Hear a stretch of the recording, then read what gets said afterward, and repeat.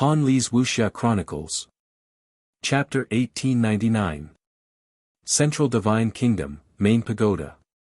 Compared to the celebration in the capital, the Pil Pagoda Square was in mourning. There was a mourning hall in the center of the square. There was a wooden coffin in the mourning hall, and a headless body was lying quietly in the coffin. Wang Su, Wang Yuer's parents, and Wang Yuer herself were kneeling in front of the coffin. There was unconcealable sadness between their eyebrows. Obviously, the headless body in the coffin was Wang Yuanshan. The mysterious lady and Yi Shu were also there, standing silently by the side. But one could vaguely see that Yi Shu and the other two were looking at Wang Yuanshan in the coffin with a trace of displeasure. Whoosh! Suddenly, two figures landed in the sky above the square. Everyone looked up suspiciously, and their expressions suddenly froze. Then, Tan Tai Li and the other three went up to greet them with a smile. But at the same time, Wang Su and Wang Yuer's parents also had a trace of anger in their eyes. Because the people who came were Qin Feiyang and the Mermaid Princess. What's going on? Looking at the mourning hall in the square, Qin Feiyang and the Mermaid Princess were a little stunned. Tan Tai Li sighed. You came at the wrong time. Qin Feiyang looked at the body in the coffin and asked, Is this Wang Yuanshan's funeral? Yes. Tan Tai Li nodded. Miss, I don't mean to criticize you. People like Wang Yuanshan should just find a place to bury him. Why did you let Wang Su make such a big fuss? Isn't this a disgrace to our main pagoda? Yi Shu and the other two immediately transmitted their voices in dissatisfaction. Wang Su is a founding member of our main pagoda after all. He begged again and again to hold a funeral for his old father. If I don't agree, won't I be too unreasonable? Besides, no one except us knows what Wang Yuanshan did in the miracle site, so it's not a disgrace. Tan Tai Li secretly said. But I just don't like it. Yi Shu snorted. Okay, the dead are more important. Don't say so much. Tan Tai Li glared at him and then looked at Qin Feiyang with a smile. Why did you suddenly come here? It's all because of the trouble you've caused me. Qin Feiyang sighed helplessly. What is it? You're already upset. Tan Tai Li said. I wouldn't dare. Qin Feiyang felt helpless. Suddenly, the Mermaid Princess flew down. Qin Feiyang hurriedly asked, Where are you going? Since I'm here, I naturally have to pay my respects. The Mermaid Princess smiled and landed on the square. Silly woman. Qin Feiyang shook his head. Wang Yuanshan died in his hands, and Wang Su hated him to the bone. So in this kind of situation, it was best to turn a blind eye. But this woman actually took the initiative to go down and pay her respects. Wasn't this just asking for trouble? Tan Tai Li secretly laughed and said, She is a little silly, but it also shows that she is a kind child. You have to cherish her. I will. Qin Feiyang nodded with a smile and asked curiously, Where's Qin Rushuang? Why don't I see her? Tan Tai Li's face darkened and said angrily, Rushuang is a few generations higher than you. Is it appropriate for you to call her by her name? Then what should I call her? You can't call her great-grandmother. Qin Feiyang pursed his lips. Tan Tai Li helplessly stared at Qin Feiyang. Get out of my way. At this time, there was an angry roar from below. Qin Feiyang raised his eyelids and immediately looked down. He saw Wang Su standing in front of the Mermaid Princess, his eyes full of anger. But facing the angry Wang Su, the Mermaid Princess was not angry at all. She smiled and said, Senior, I don't mean any harm. I just came to pay my respects to Senior Wang. Wang Su glanced at Qin Feiyang and looked at the Mermaid Princess. You don't need to be pretentious here. Get lost immediately. I didn't. I'm really sincere. The Mermaid Princess said. I'll say it again. Get lost. Wang Su shouted angrily.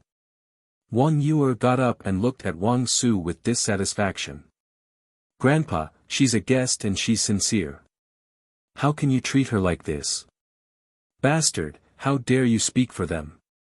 The enraged Wang Su swung his hand and ruthlessly slapped Wang Yuer's face. Wang Yuer touched her painful cheek and couldn't help crying out of grievance. Seeing Wang Yuer being slapped in public, Wang Yuer's parents on the side were silent. Let me tell you, if you dare to betray us again, I'll directly expel you from the family. Wang Su glared at Wang Yuer. After saying this, he turned to look at the mermaid princess and said, "Why don't you get lost? Do you want to be slapped too? Try slapping her." Swish. Qin Feiyang took a step forward and landed in front of the mermaid princess. Things don't look good. Tan Tai Li whispered. Who cares? Wang Su has gone too far by scolding his own granddaughter in public. He should be taught a lesson. Yi Shu snorted. Below. Wang Su stared at Qin Feiyang, his eyes full of hatred. Wang Yuer saw that the situation was not good and hurriedly said, "Qin Feiyang, don't provoke Grandpa anymore. Take her away. Am I the one provoking him, or is he the one provoking me? Also, the Pill Tower Square is a public place. Why should I leave?" Qin Feiyang said expressionlessly. Wang Yuer was extremely anxious. Wang Yuer's father suddenly stood up and looked at Qin Feiyang. The Pill Tower Square is indeed a public place, but it's also the place of the main tower. You're not from the Forgotten Continent. We don't welcome you. Don't welcome me. You're just a peak master of the Saint Peak. How can you represent the main tower? Then I'd like to ask, what do you think of the 4 people above? Qin Feiyang pointed at Tan Tai Li and the other 3 as he looked at Wang Yuer's father. Wang Yuer's father's pupils shrank when he heard this. Not to mention Yi Shu and the other 2, just Tan Tai Li was Qin Feiyang's great-grandmother, a family. And now, the main tower was under Tan Tai Li's control. In other words, Qin Feiyang was equivalent to the main tower's young master. Wang Su was also enraged, roaring, "Are you leaving or not? Leaving is fine." Qin Feiyang took a step back and pulled the mermaid princess' hand, looking at Wang Su. "But you must apologize to her." "Apologize? Huh." Wang Su laughed loudly, "You killed my father and you want me to apologize to her? Then why don't you tell everyone the reason why I killed Wang Yuanshan? Too ashamed to say it? Fine, I'll help you. Wang Yuanshan is in the Black Tortoise world," Qin Feiyang said. "Bastard, I'll kill you." Wang Su's expression changed when he heard that, and he threw a punch at Qin Feiyang. If everyone knew about Wang Yuanshan's deeds, he would definitely go down in history in infamy. "Kill me." Qin Feiyang curled the corner of his mouth, and his divine power surged. Wang Su immediately felt a huge pressure shrouding him, and he immediately staggered and fell to the ground in a sorry state. "Qin Feiyang, are you trying to make a scene in the morning hall?" Wang Yuer's parents also roared angrily. "You too, get down on the ground too." Qin Feiyang looked at the 2 of them, and his divine power roared. Their bodies trembled, and they immediately fell to the ground uncontrollably. Even Wang Su and the others can't resist at all. Is this Qin Feiyang's current strength? That's terrifying. He's practically a godlike existence. The surrounding people were all extremely shocked. Enough, it's really enough. Qin Feiyang, I'm begging you, please leave. Wang Yuer cried. Qin Feiyang looked at Wang Yuer and sighed deeply. His divine power dissipated like a tide, and he pulled the mermaid princess and said, "Let's go." "Thank you. In the future, let's break up with each other." Wang Yuer closed her eyes and said painfully. Qin Feiyang looked at Wang Yuer again, and from her painful expression, he knew how uncomfortable she was in saying those words. However, this might be the best ending. I hope you can find a good home as soon as possible and live happily ever after. Qin Feiyang said silently, and then took the mermaid princess into the main pagoda step by step. The disciples of the main pagoda, including the elders, the heads of the sub-pagoda, and the peak masters, all stepped aside in horror and made a path for them. Mermaid princess turned to look at Wang Yuer and whispered, "Feiyang, did I cause you trouble? You only know now." Qin Feiyang looked at her helplessly. "I'm sorry." Mermaid princess lowered her head, her face full of self-blame. "Silly woman." Qin Feiyang shook his head. "Don't always say that I'm silly, okay? How am I silly?" Mermaid princess looked at him angrily. Okay, you're the smartest woman in the world, okay?" Qin Feiyang laughed. "You're not sincere at all." Mermaid princess pursed her lips, thought for a moment, and said, "Did you deliberately attack Wang Su and the others?" "What do you mean?" Qin Feiyang was stunned and looked at her suspiciously. Mermaid princess said, "The more you and Wang Su fought, the more uncomfortable Wang Yuer would feel. In the end, she could only choose to break up with you. So I'm that kind of person in your eyes." Qin Feiyang said disappointedly. "I guessed wrong." Mermaid princess was stunned. "Wrong. I attacked Wang Su because he hit Wang Yuer in public. I attacked Wang Yuer's parents because they turned a blind eye to Wang Yuer's grievances." Qin Feiyang said. Mermaid princess said in realization, "So you're defending Wang Yuer. Not only for her, but also for you. How dare they bully my woman, Qin Feiyang? Aren't they courting death?" Qin Feiyang said proudly.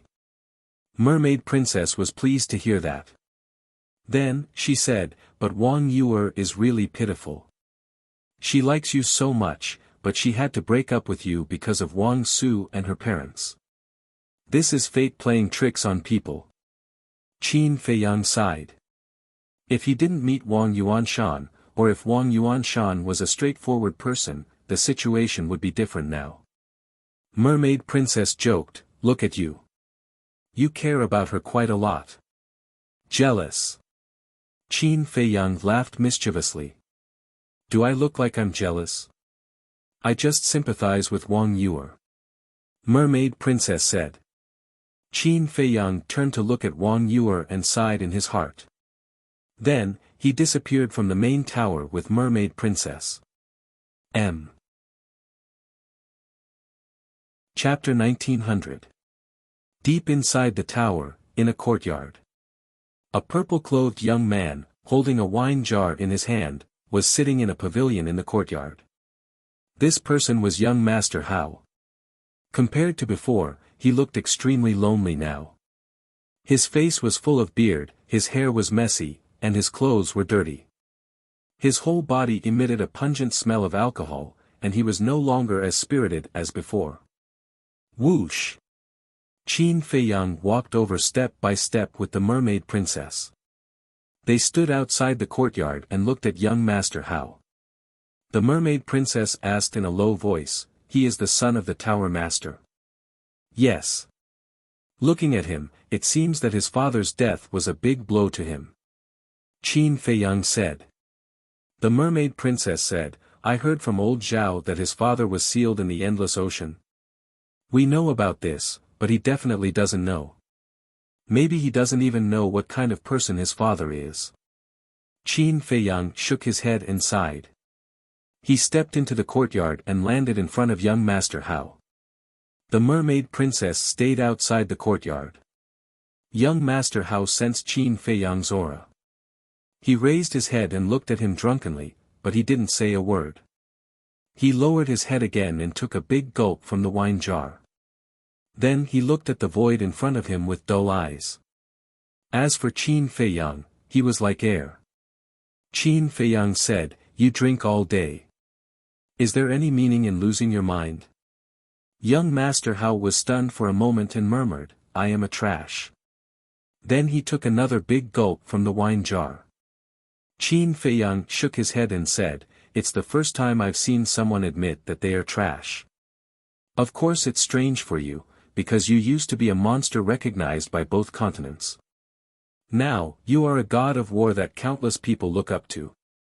And I, in everyone's eyes, am just a rich playboy with status and background. My current cultivation is pitifully weak. So the gap between the two of us is like heaven and earth. You don't have to pity me. I, young Master Hao, can't accept it." Young Master Hao gave a self-mocking smile. Qin Feiyang's face was filled with disappointment as he said, "Although I came to the Forgotten Continent specifically to find you, I'm not in the mood to listen to your nonsense." "Looking for me? Then this little one is truly honored, Lord War God." Young Master Hao said with a smile. Qin Feiyang ignored the sarcasm in his words and said, "How much do you know about your father?" "My father," young Master Hao murmured, shaking his head, "I don't know, and I don't want to know." Qin Feiyang said, "You must have thought of something. Otherwise, you wouldn't be avoiding this topic. I'm not interested in listening to your nonsense. If you have the heart, then drink with me. Otherwise, please leave," said young Master Hao.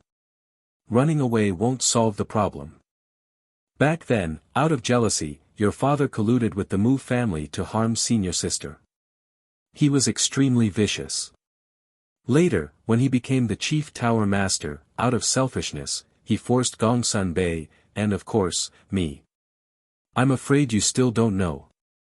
Back then, he said he wanted us to go to Qinghai to train, but in fact, it was to get rid of me. It can be said that your father is the sinner of the Forgotten Continent." Qin Feiyang said. Don't say any more, young Master Hao shook his head. "And this time, at the god site, your father still didn't change.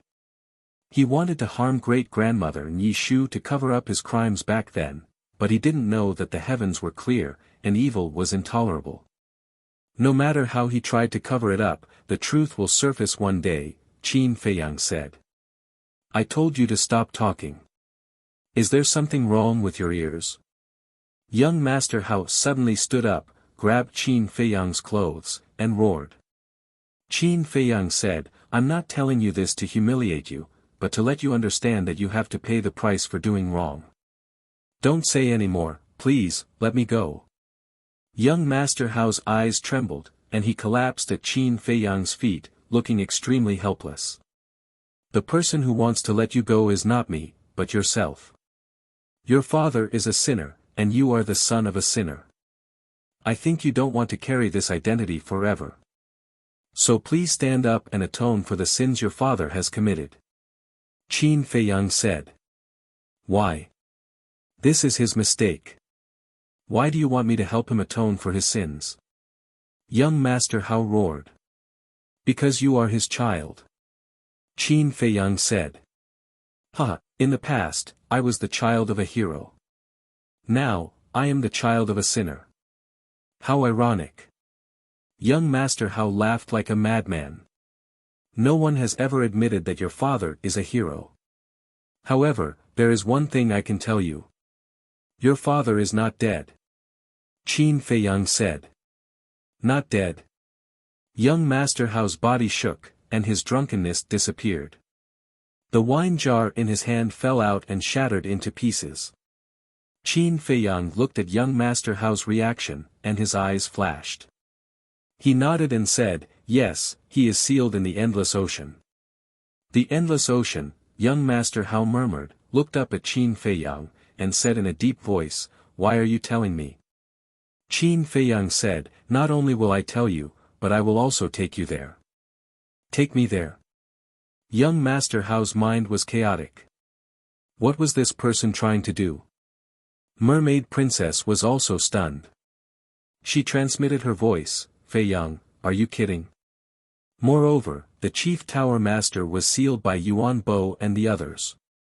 "You don't know where he is." Qin Feiyang smiled and said, "For the current me, the Endless Ocean is not that big. I can find it with some time." "Then why do you want to take young Master Hao there?" Mermaid Princess was suspicious. You will understand later. Qin Feiyang smiled and was about to open the portal, but he found that the Qianquan bag was not on him. Where is my Qianquan bag? He looked at Mermaid Princess. Mermaid Princess was stunned. After thinking for a moment, she said, "It seems to be with Auntie. The inner demons asked her to take care of it." I see. Qin Feiyang suddenly understood. Mermaid Princess asked, "Why do you want the Qianquan bag? Are you stupid? We are going to the endless ocean. Of course, we need a portal." Qin Feiyang rolled his eyes at her. Mermaid Princess smiled embarrassedly. Qin Feiyang glanced at young Master Hao's waist. There was a ready-made Qianquan bag hanging there. Qin Feiyang waved his hand. The Qianquan bag immediately flew into his hand. Then, his divine sense entered the Qianquan bag and a smile appeared on his face. There were many portals in young Master Hao's Qianquan bag. He took out a portal, pondered for a moment, and then quickly opened it. "If you want to see your father, come with me." Qin Feiyang pulled the Mermaid Princess and walked in with large strides. He didn't even turn his head as he spoke. Looking at Qin Feiyang's back, young Master Hao's eyes flickered. In the end, he gritted his teeth and hurriedly followed in. After the portal disappeared, Tan Tai Li and the others appeared in the sky above the courtyard. Yi Shu was puzzled. He brought young Master Hao to the Chief Tower Master. What is this kid thinking? They had been hiding in the spatial divine item, so they heard the conversation between Qin Feiyang and young Master Hao clearly. The mysterious madam smiled and said, "Feiyang must have a reason for doing this. Let's not bother about it. Get ready to go to the great Qin Empire for the wedding tomorrow." The mythical island. This was the first place Qin Feiyang thought of. After so many years, the mythical island had not changed at all. The mountain was still the familiar mountain. The lake was still the familiar lake. Qin Feiyang stood above the lake and scanned the surroundings. Finally, he looked down at the lake. Thinking back, when he and Qin Rushuang had completely fallen out with the Chief Tower, it was the Mermaid Emperor's murderous intent that saved them. What's down there? Why does it give me a very familiar and intimate feeling? Mermaid Princess suddenly said. Qin Feiyang turned to look at Mermaid Princess. It seemed that this little girl had already sensed the Mermaid Emperor's murderous intent. Buzz. Just as Qin Feiyang was about to explain, the lake water below surged, and rays of bright light surged out. Immediately after, a huge golden mermaid appeared above the lake. He is, the first Mermaid Emperor. Mermaid Princess looked at the golden mermaid, her face full of astonishment. The first Mermaid Emperor looked kindly at Mermaid Princess and said emotionally, "After waiting for so many years, finally, a mermaid with the power of my bloodline has come. Greetings, ancestor." Mermaid Princess hurriedly knelt in the void and said respectfully. "Wait." Qin Feiyang was stunned and said, "Senior, you left this murderous intent behind to wait for the Mermaid clan." However, the first Mermaid Emperor did not seem to hear anything. His eyes were still fixed on Mermaid Princess and said, "My descendant, you are the luckiest person in the Mermaid clan." Luckiest? Mermaid Princess was suspicious. What did this mean? Because the true inheritance of the Mermaid clan is hidden in this murderous intent that I left behind. Since you are lucky enough to find me, I will give this inheritance to you. I hope you can understand this inheritance well and lead the Mermaid clan to continue. The first Mermaid Emperor said, his voice full of great majesty. Inheritance? Qin Feiyang and Mermaid Princess looked at each other. Young Master Hao was also shocked. The true inheritance of the Mermaid clan was hidden in this murderous intent. It was simply too unexpected. My descendant, you must remember, no matter what happens in the future, you must assist the Qin clan and protect the descendants of the Qin clan. Even if the great Qin is destroyed, you must always follow. This is the mission of the mermaid clan. The first mermaid emperor said again. His huge body suddenly collapsed and turned into a golden light, pouring into mermaid princess's forehead. Mermaid princess closed her eyes at once. Her whole body was enveloped in a golden divine light, looking extremely peaceful. The mission of the mermaid clan, Qin Feiyang murmured with a complicated expression. He did not expect that in addition to the true inheritance of the mermaid clan, the first mermaid emperor also left behind such a message. Chapter 1901. This inheritance came too late. In fact, it was also his fault. If he was willing to bring the mermaid princess along, then the mermaid princess would have already obtained this inheritance. If she had obtained this inheritance, perhaps the mermaid 5 ancestors would not have rebelled. It was all fate's fault. However, there were many things that could not be predicted. Perhaps when the mermaid princess obtained the inheritance, the mermaid 5 ancestors would not restrain themselves. Instead, they would become even more aggressive and plot to murder the mermaid princess and snatch the inheritance. This was not impossible. About half an hour passed. Suddenly, the mermaid princess let out a muffled groan, and her face twisted. Qin Feiyang's pupils constricted, and a trace of worry appeared on his face. Immediately after, the mermaid princess roared in pain, and 9 pairs of golden wings suddenly appeared on her back. Qin Feiyang's eyes were dull. After the 9 pairs of wings appeared, the pain on the mermaid princess's face gradually dissipated. But her eyes were still closed. The 9 pairs of wings on her back flapped gently. Her dress fluttered in the wind, and her golden hair danced behind her.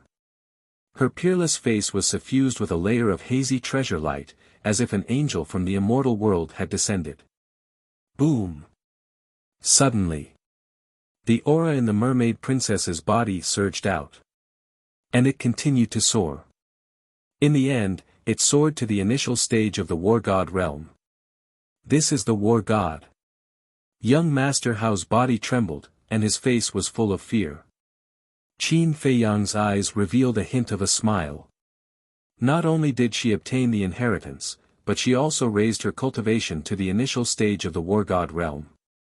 For the mermaid princess, it was completely a good fortune. After a while, the mermaid princess's aura retracted into her body. Her eyelashes trembled, and then she slowly opened her eyes.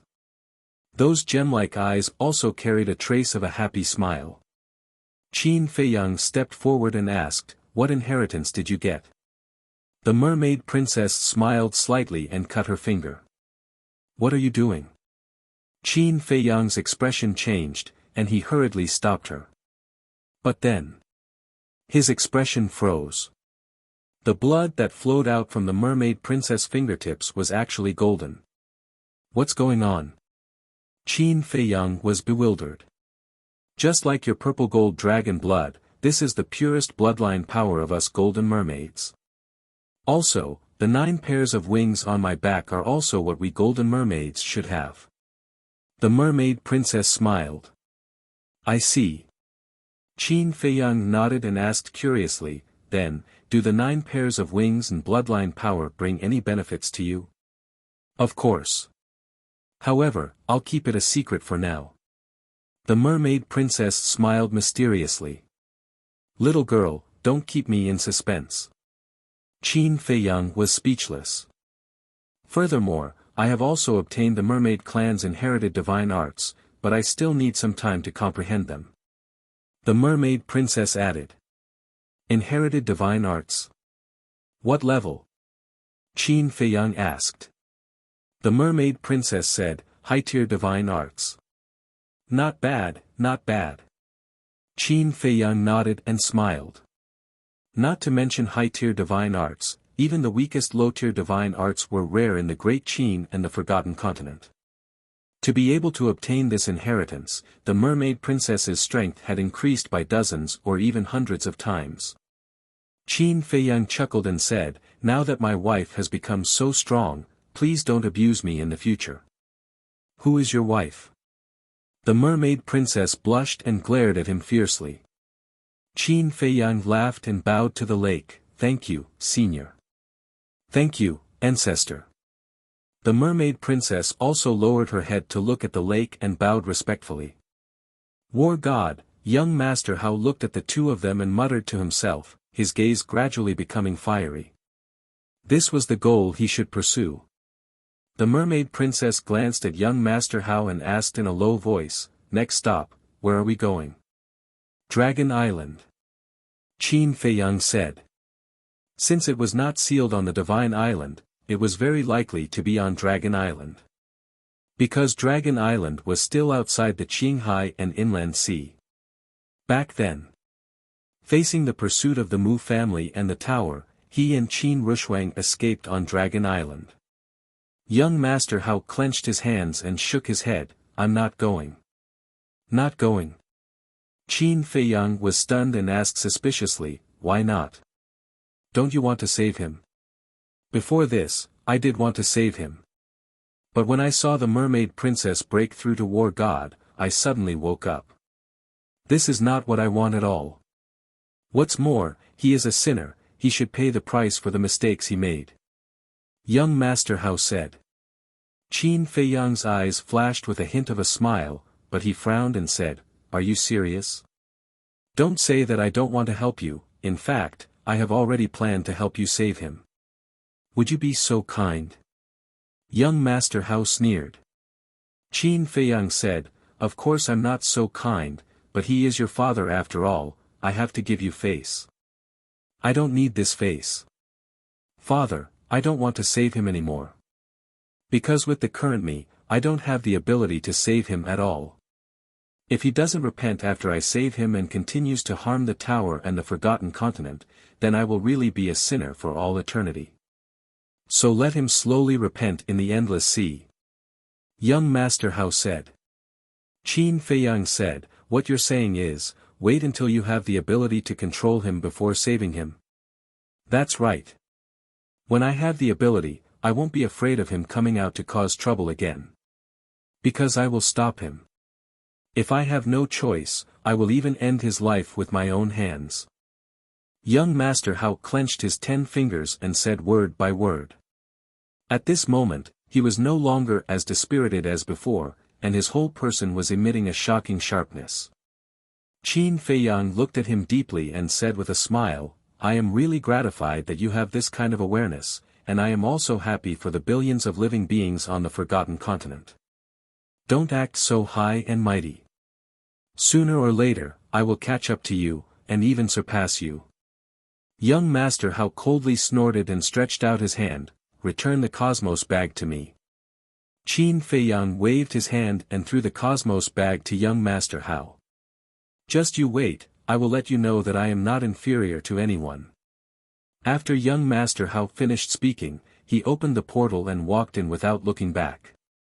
After the portal disappeared, Qin Feiyang shook his head and smiled. He turned to look at the mermaid princess and said, I will take you to the Azure Sea for a walk. The mermaid princess nodded and asked, you took young Master Hao to find the Tower Master to test him, right? Yes. If he really wanted to save the Tower Master, I would have killed him on the spot. But the result was very surprising. Before we even found the Tower Master, he came to his senses.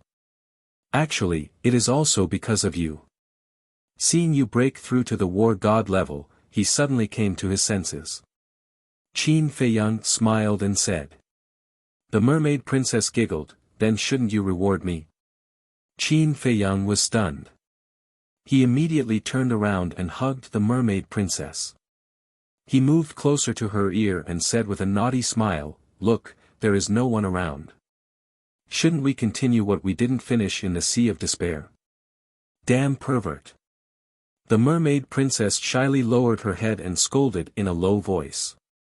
The next day, early in the morning.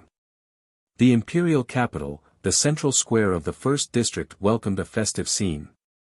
First. A large group of Kirin army appeared and surrounded the square. Every one of them was wearing battle armor and holding a halberd, looking majestic. Following them were a group of eunuchs and palace maids.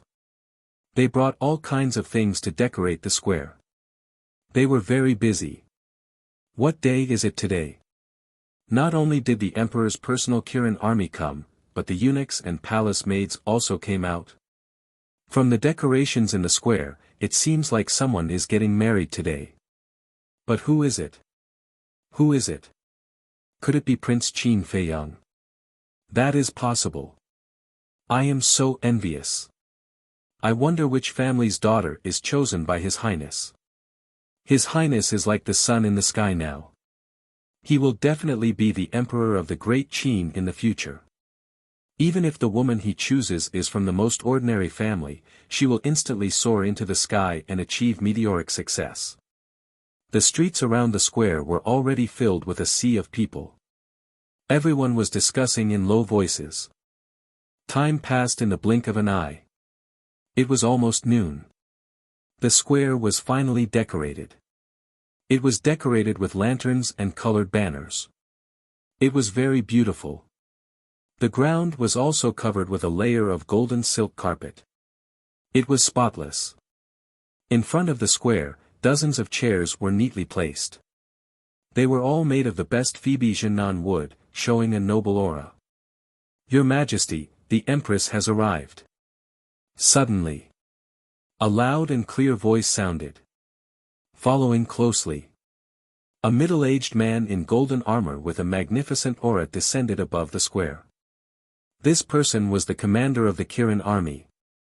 With the help of the Gate of Rebirth, he had also been reborn. Welcome, Your Majesty, the Empress. At the same time, the Kirin army, palace maids, eunuchs, and people on the surrounding streets all knelt down and kowtowed. The commander of the Kirin army also faced the imperial palace and half-knelt in the void. His expression was extremely respectful. Soon, a group of figures stepped on the air and arrived. The leaders were really the emperor and his wife. Next were Emperor Hong, Emperor Chen, the four grandfathers of the Lu family, Qin Yuan, Tan Taili, Yi Shu, the mermaid emperor, Zhao Tailai, and others. There were even Lu Ji, Jiang Zhengyi and his wife, Old Man Ren and Ren Duxing, Wang Yangfeng, Yan Nanshan, Feng Cheng, Uncle He, Zhao Shuang, Er's grandfather, Old Man Zhao, Lu Yun, and others. And there was also a particularly conspicuous old man, Li He. But at this moment, there was no distinction between monarch and minister. They were talking and laughing. It was very harmonious. Furthermore, all of them were dressed in jubilant attire. Rise! Everyone landed on the square. The emperor waved to the people around and smiled. Thank you, Your Majesty. The people said respectfully and got up one after another, looking curiously at Jiang Zhengyi and the others. His Majesty turned to look at Old Man Ren and the others and said with a smile, "Everyone, please take a seat." Old Man Ren said, "Your Majesty, we are ministers after all. It's not appropriate to sit on the same level as Your Majesty. As I said, there is no distinction between monarch and minister today. Besides, everyone here has taken care of Feiyang. I can't thank you enough." The emperor said with a smile. Yes. Without you, there would be no Feiyang today. Lu Qiuyu nodded. If that's the case, Old Man Ren looked at Jiang Zhengyi and the others, then looked at the emperor and said with a smile, "Then we will respectfully accept." Chapter 1902. When everyone was seated, Lu Yun asked suspiciously, "What is this Qin Feiyang doing? Why hasn't he come back yet?"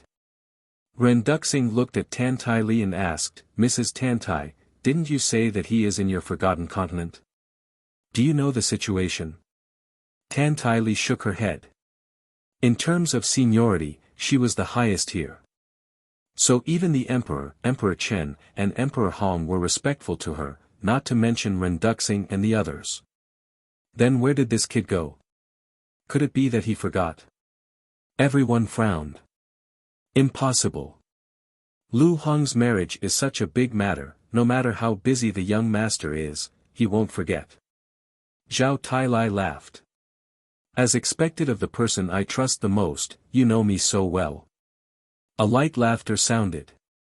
Following closely, Qin Feiyang brought the mermaid princess and descended on the square. So the woman your highness likes is her. She is indeed a national beauty. But why haven't I seen her before? That's not the point. The point is, looking at their clothes, it doesn't seem like they are getting married. Seeing Qin Feiyang and the mermaid princess coming hand in hand, the people on the surrounding streets were discussing. Stinking brat, you're finally willing to come back. Do you know that ever since you woke up, your grandfather and grandfather wanted to have a good talk with you? But you were gone for half a month. This old man really doesn't understand. What's so attractive to you in the Sea of Despair? Emperor Hong looked at Qin Feiyang with a sullen face. What is it that attracts me? Aren't you asking the obvious? Qin Feiyang chuckled. Little bastard. Emperor Hong scolded with a smile. Qin Feiyang's gaze turned and landed on the two old men next to Emperor Hong. That's right. The two of them were Emperor Chen and Lu Yun. Looking at Qin Feiyang, the two of them looked a little excited. Wife, let's go. Qin Feiyang turned his head and smiled at the mermaid princess, then pulled the blushing mermaid princess to the two old men and bowed. Feiyang and his wife greet grandfather. Don't talk nonsense, okay?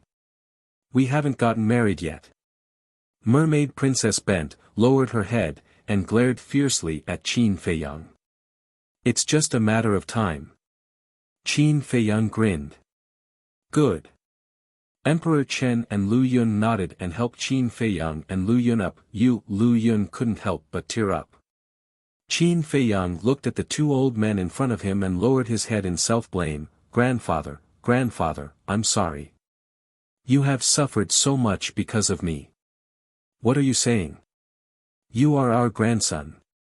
If we don't protect you, who should we protect? Okay.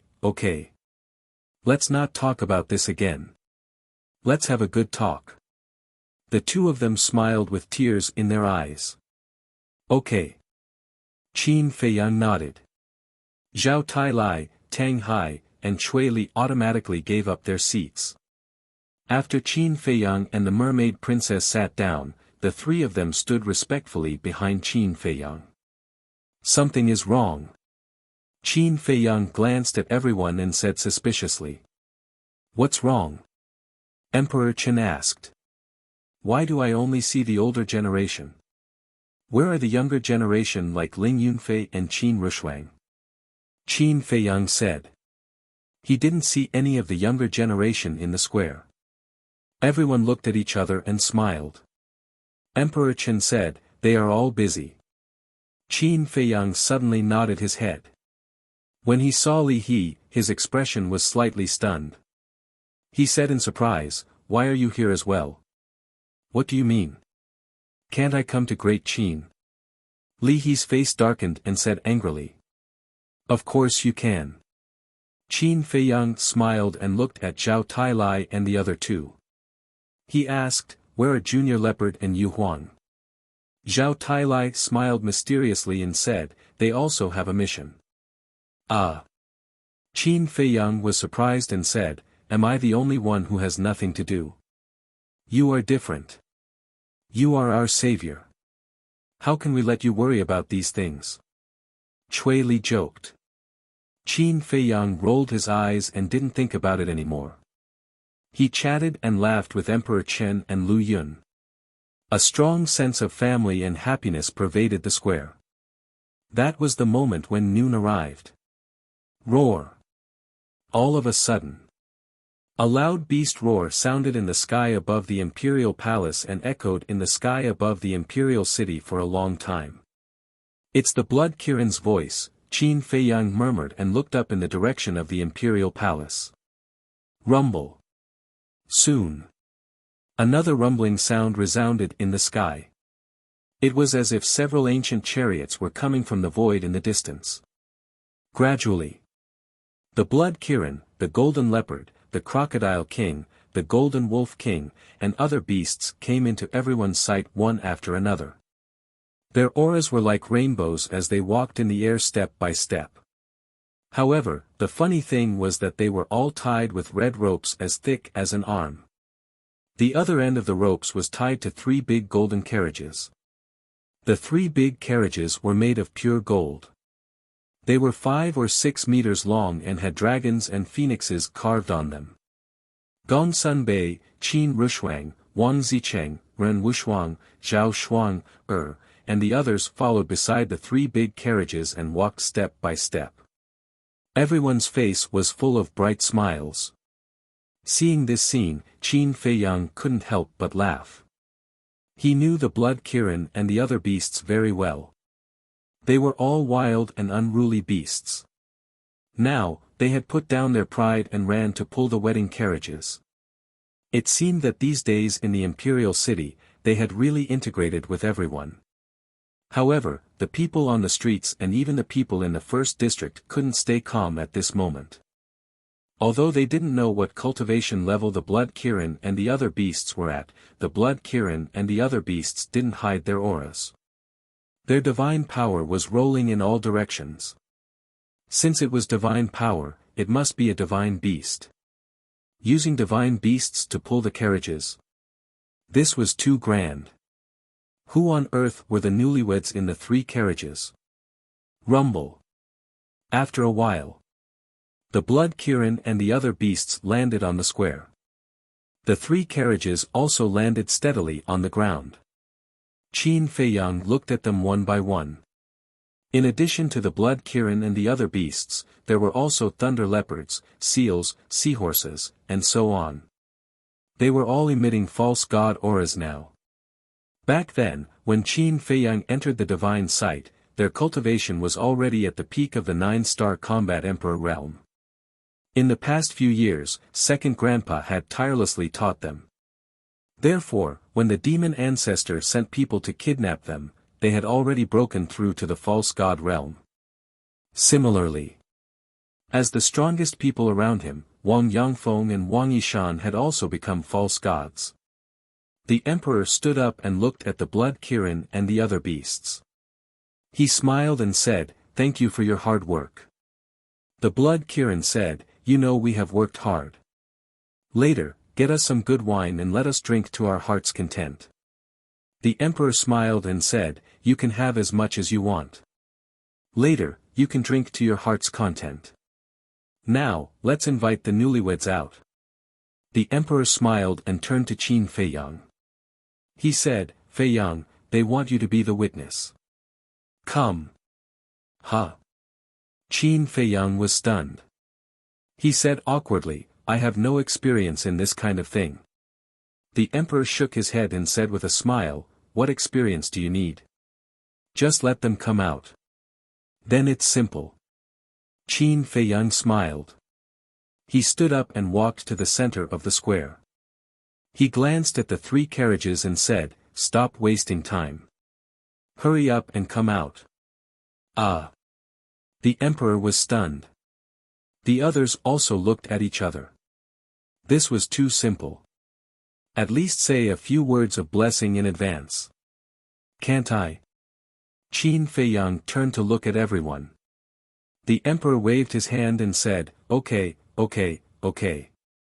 It's a matter for the young people anyway. You can do whatever you want." Qin Feiyang looked at the 3 carriages again and urged, "Hurry up. I want to see who other than Lu Zheng and Lu Hong are secretly getting married." Lu Zheng lifted the curtain and walked out of the carriage.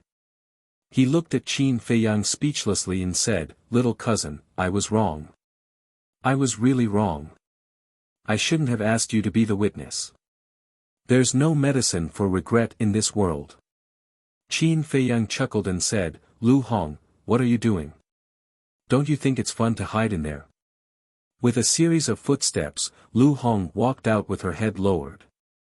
She was wearing a red dress with 2 golden fire phoenixes embroidered on it. She had a little light makeup on her face. She looked very natural. Her black hair was tied up high, looking clean and neat. She wore a phoenix coronet on her head and a red cape on her shoulders. Standing beside Lu Zheng, she did not dare to raise her head to look at everyone. Lu Zheng grabbed Lu Hong's hand and said with a smile, "Hong, what are you shy about? You're the main character today." Hearing that, Lu Hong mustered up her courage and raised her head to look at everyone. Qin Feiyang looked at Lu Hong and said with a smile, "You're the most beautiful today." "Thank you." Lu Hong lowered her head again. Her face was red, and her voice was so soft that it was almost inaudible. Swish. Qin Feiyang looked at the other two carriages and said unhappily, "You guys, do you only dare to do it if I do it? Boss, today is our big day. Can't you be a little more patient?" A dissatisfied voice sounded. This voice, Qin Feiyang looked at the carriage in astonishment. It was Fatso's voice. No way. Fatso was getting married? Wait. Who was his bride? Why was there no news at all? That's right. We want to give you a surprise. Can't you cooperate? A displeased voice sounded from the other carriage as well. Ling Yunfei. Qin Feiyang turned to look at the carriage again. His expression was extremely shocked. The next moment, the curtains of the two carriages were also lifted. Ling Yunfei and Fatso walked out almost at the same time. "It's really the two of you?" Qin Feiyang glanced at the two of them and did not come back to his senses for a long time. "Aren't you surprised?" Fatso grinned and said with a smug look on his face. Ling Yunfei also looked at Qin Feiyang proudly.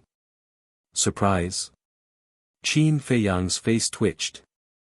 There was really no surprise. There was quite a lot of shock. Chapter 1903. What's with your expression? Fatso frowned. He was wearing a bridegroom's clothes and had a big belly, just like a rich man. "I'm just wondering.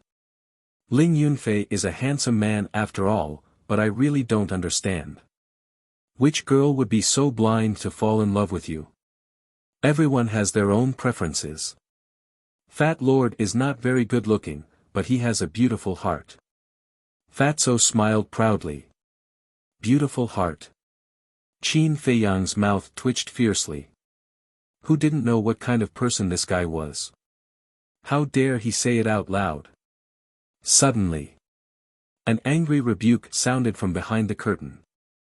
"Qin Feiyang, I won't allow you to bully him." Before the voice died away, a woman dressed like Lu Hong came out and stared at Qin Feiyang with dissatisfaction. "Ah!" Qin Feiyang immediately froze on the spot. How could it be this woman? Fatso grabbed the woman's hand and laughed, "Boss, Fat Lord's wife has a bad temper. You'd better watch your words in the future." Qin Feiyang was completely confused. This woman was Li He's granddaughter, Li Yan. Of course, he knew Li Yan. Not only was she beautiful, but she was also very capable and talented. He never expected that Li Yan would fall in love with Fatso. Wait. Was she forced by Fatso? Thinking of this, Qin Feiyang shivered and quickly looked at Li Yan and said, "Did Fatso threaten you? Don't be afraid of him. I'll help you." Ah! Everyone present was suddenly stunned. Alas! I don't agree either. But this girl, I don't know what's wrong with her. Not only does she want to be with Fatso, but she also wants to get married immediately. Li He sighed secretly. Fatso was too different from the grandson-in-law in his heart. "Boss, what do you mean?" Fatso snapped back to reality and said angrily. "Shut up." Qin Feiyang glared at him, then looked at Li Yan and said, "Don't be afraid. Tell me if you have any grievances." Li Yan smiled bitterly and said, "He didn't force me to marry him. I forced him to marry me." What? Qin Feiyang was dumbfounded. He asked, "Are you all right? I know that this might seem inconceivable to you all. However, this is the truth. I just like him." Because I feel very secure when I'm with him. Besides, a person's appearance really doesn't matter as long as he treats me well for the rest of my life. Li Yan said and looked at Fatso affectionately. The entire place was silent. Qin Feiyang also fell silent. Such a woman was so rare. Fatso was extremely touched. He also grabbed Li Yan's hand and said very seriously and sincerely, "Yan, don't worry.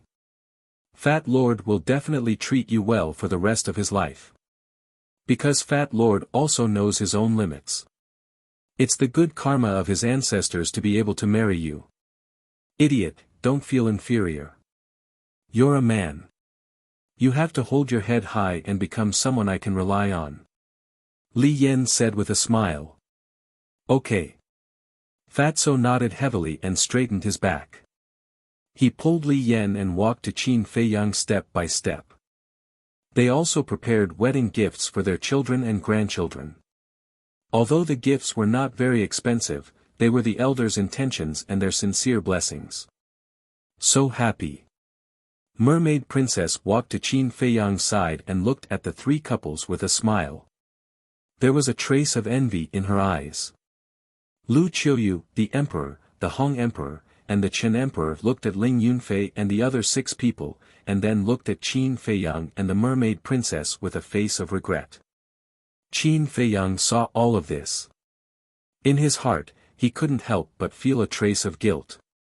He grabbed the mermaid princess's hand and whispered, "Don't worry, in the future, I will definitely give you a grand wedding and make you the happiest woman in the world." Mermaid princess was stunned and didn't say anything. A trace of expectation rose in her beautiful eyes. "Auntie, uncle, please have tea." Not only the elders like Lu Ji and old man Zhao, but even the emperor, Lu Qiuyu, and the others, Ling Yunfei and the other 6 people also came forward to serve tea. In the square, there was laughter. Finally, Fatso took Li Yan and walked to Qin Feiyang and the mermaid princess, handed them a teacup, and said, "Boss, sister-in-law, please have tea too." "We." The two looked at each other. Mermaid Princess hurriedly said, "This is not appropriate, Auntie and the others are all elders, you should serve tea, but we, although we are of the same generation, my parents died early, and I only have Uncle Hai by my side." Uncle Hai, who was Situ Hai, was also present at the moment. "And boss, I have always treated him as my biological big brother. As the saying goes, an elder brother is like a father, and an elder sister-in-law is like a mother, so you must drink this cup of tea." Fatso looked at Qin Feiyang and the mermaid princess and said. "This," mermaid princess looked at Qin Feiyang. "Since you have said so, let's drink." Qin Feiyang smiled, took the teacup, and drank it in one gulp. "I don't think I'm their sister-in-law yet." Mermaid princess shook her head helplessly, took the teacup in Li Yan's hand, and took a sip. Fatso took back the teacup and said with a smile, "Boss, sister-in-law, you have drunk the tea, now the gift can't run away, right?" Qin Feiyang's forehead suddenly formed a row of black lines. Sure enough, every move was a trick. "Big brother, sister-in-law, this gift definitely can't be missing. Moreover, big brother, you are a war god, and your status is incomparably noble. It definitely can't be just for show, right?" Li Yan laughed. Qin Feiyang's face twitched, and he said speechlessly, "This wedding ceremony doesn't seem to be over yet, and you are already working together as husband and wife. And you, Li Yan, you weren't like this before, you have been led astray by Fatso." Li Yan giggled. Qin Feiyang shook his head and laughed, and said, "Don't worry, this gift will definitely not be missing out on you." After saying that, he looked at the blood Kirin, Zhao Tailai, and the others, and said, "Is the Wind Moon Pavilion on you?" "No. The inner demons were handed over to Mistress," Zhao Tailai said. Qin Feiyang looked at Lu Qiuyu. Lu Qiuyu waved her hand, and the Wind Moon Pavilion, the Cosmos Bag, and the golden bead all appeared and flew in front of Qin Feiyang. Qin Feiyang put away the cosmos bag and released his divine sense into the golden bead and the wind moon pavilion. Fatso said in surprise, "Boss, you're not going to give them to us, are you? In your dreams, you can only pick one." Qin Feiyang rolled his eyes at Fatso and said, "Is Fat Lord that kind of greedy person?" Fat Lord is just thinking, these are all supreme-grade divine artifacts. Fatso said, "Since you recognize me as your big brother, then this wedding gift must be decent." Qin Feiyang glanced at the two supreme-grade divine artifacts, and with a wave of his hand, the wind moon pavilion flew in front of the two of them, and said with a smile, "Take it." "Thank you, boss." Fatso was overjoyed and immediately reached out to grab it. But suddenly, Qin Feiyang waved his hand, and the wind moon pavilion returned to his hand. Fatso's smile froze, and he said angrily, "Boss, what are you doing? Are you trying to make me happy?" Qin Feiyang ignored him and walked to Li Yan, saying with a smile, "Take it, there is no blood contract in the wind moon pavilion, you can directly drip blood to recognize it as your master, and in the future, if Fatso dares to bully you, you can use the wind moon pavilion to beat him up." "Okay. Thank you, Qin Dage." Li Yan took the wind moon pavilion happily and immediately dripped blood to recognize it in front of Fatso. After recognizing it as its master, Li Yan put the wind moon pavilion into her body under Fatso's envious gaze, and then she did not forget to smile at Fatso. Fatso immediately swallowed his saliva. It seemed that the future days would not be easy. Chapter 1904. Seeing that Fatso and Li Yan actually got a supreme-grade divine artifact, Ling Yunfei and Lu Zheng looked at each other with green light in their eyes. "This little cousin is really generous," Lu Zheng murmured. Ling Yunfei rolled his eyes and said telepathically, "Little cousin, we can't just let Fatso and Li Yan take advantage of them. Let's go." "Yes, yes, yes." Lu Zheng nodded. The two immediately took their respective brides, held their teacups, and ran toward Qin Feiyang. Looking at Lu Zheng and Ling Yunfei's behavior, second grandpa angrily scolded, "How can you run around on such an important day?" "Haha, second brother, don't be so old-fashioned. The times are different now. It's the world of young people. Why do you care so much?" Lu Yun said with a smile. Second grandpa was stunned and couldn't help but smile bitterly. At the same time, Qin Feiyang looked at Lu Zheng and Ling Yunfei running over, and his face twitched again.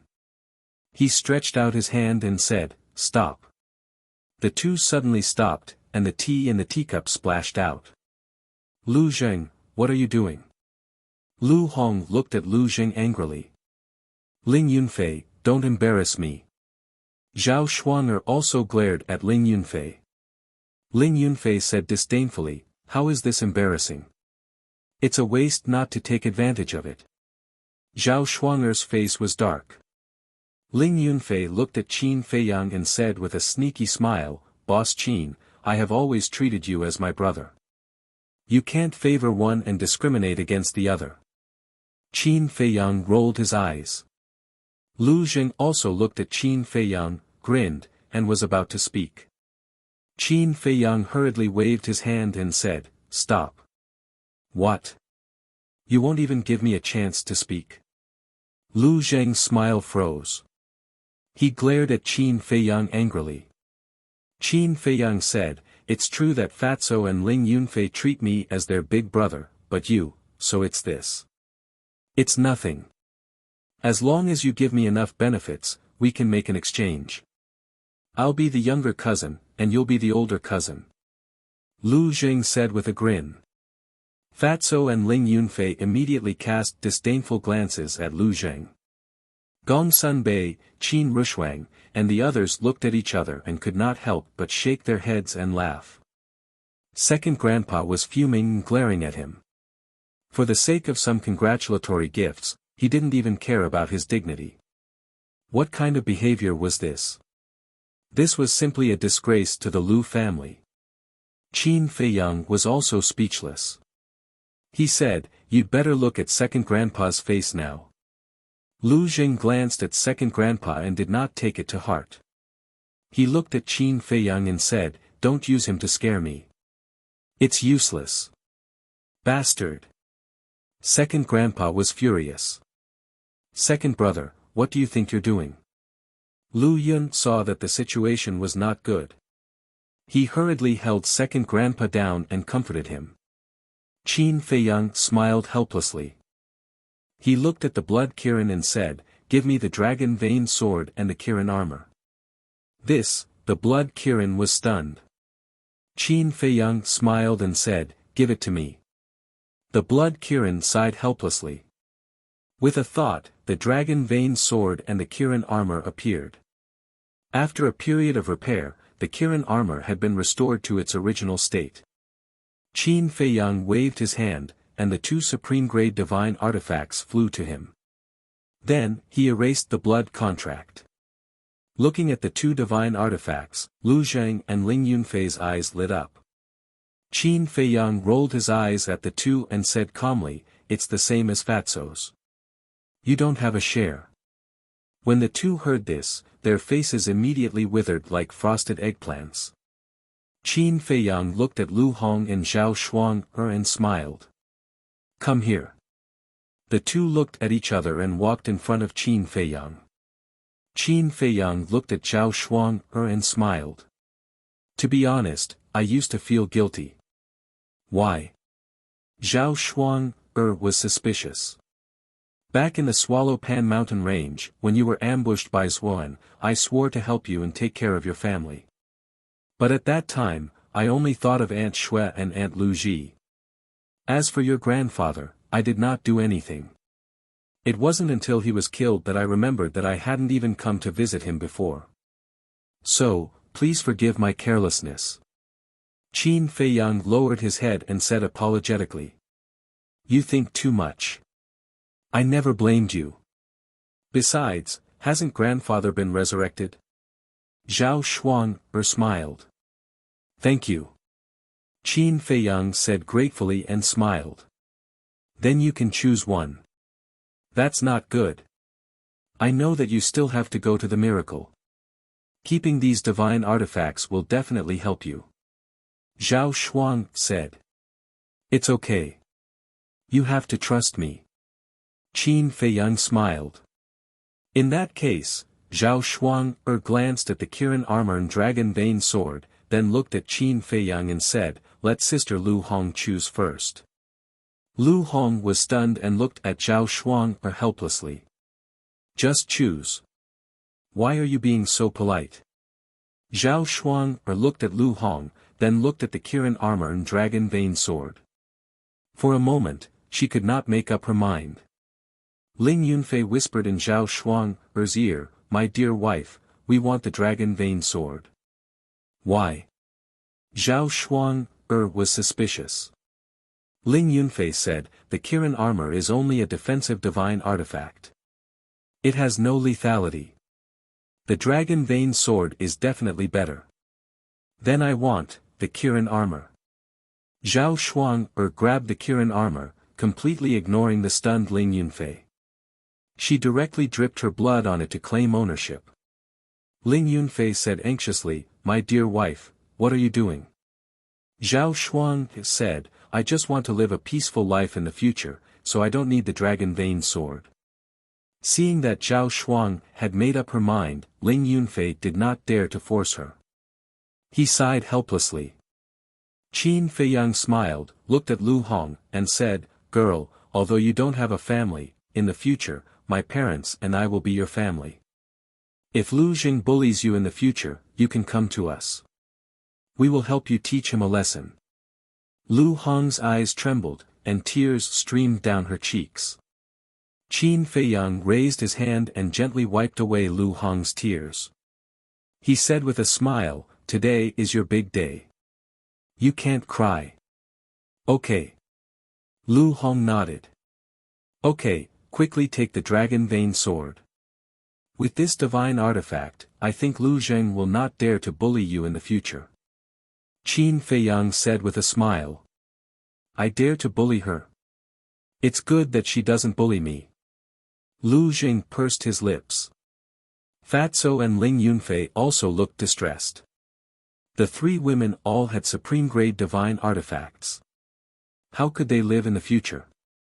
Okay. Qin Feiyang turned around and took a few steps forward. Then, he faced Ling Yunfei and the others and said with a smile, then I officially announce that you are husband and wife.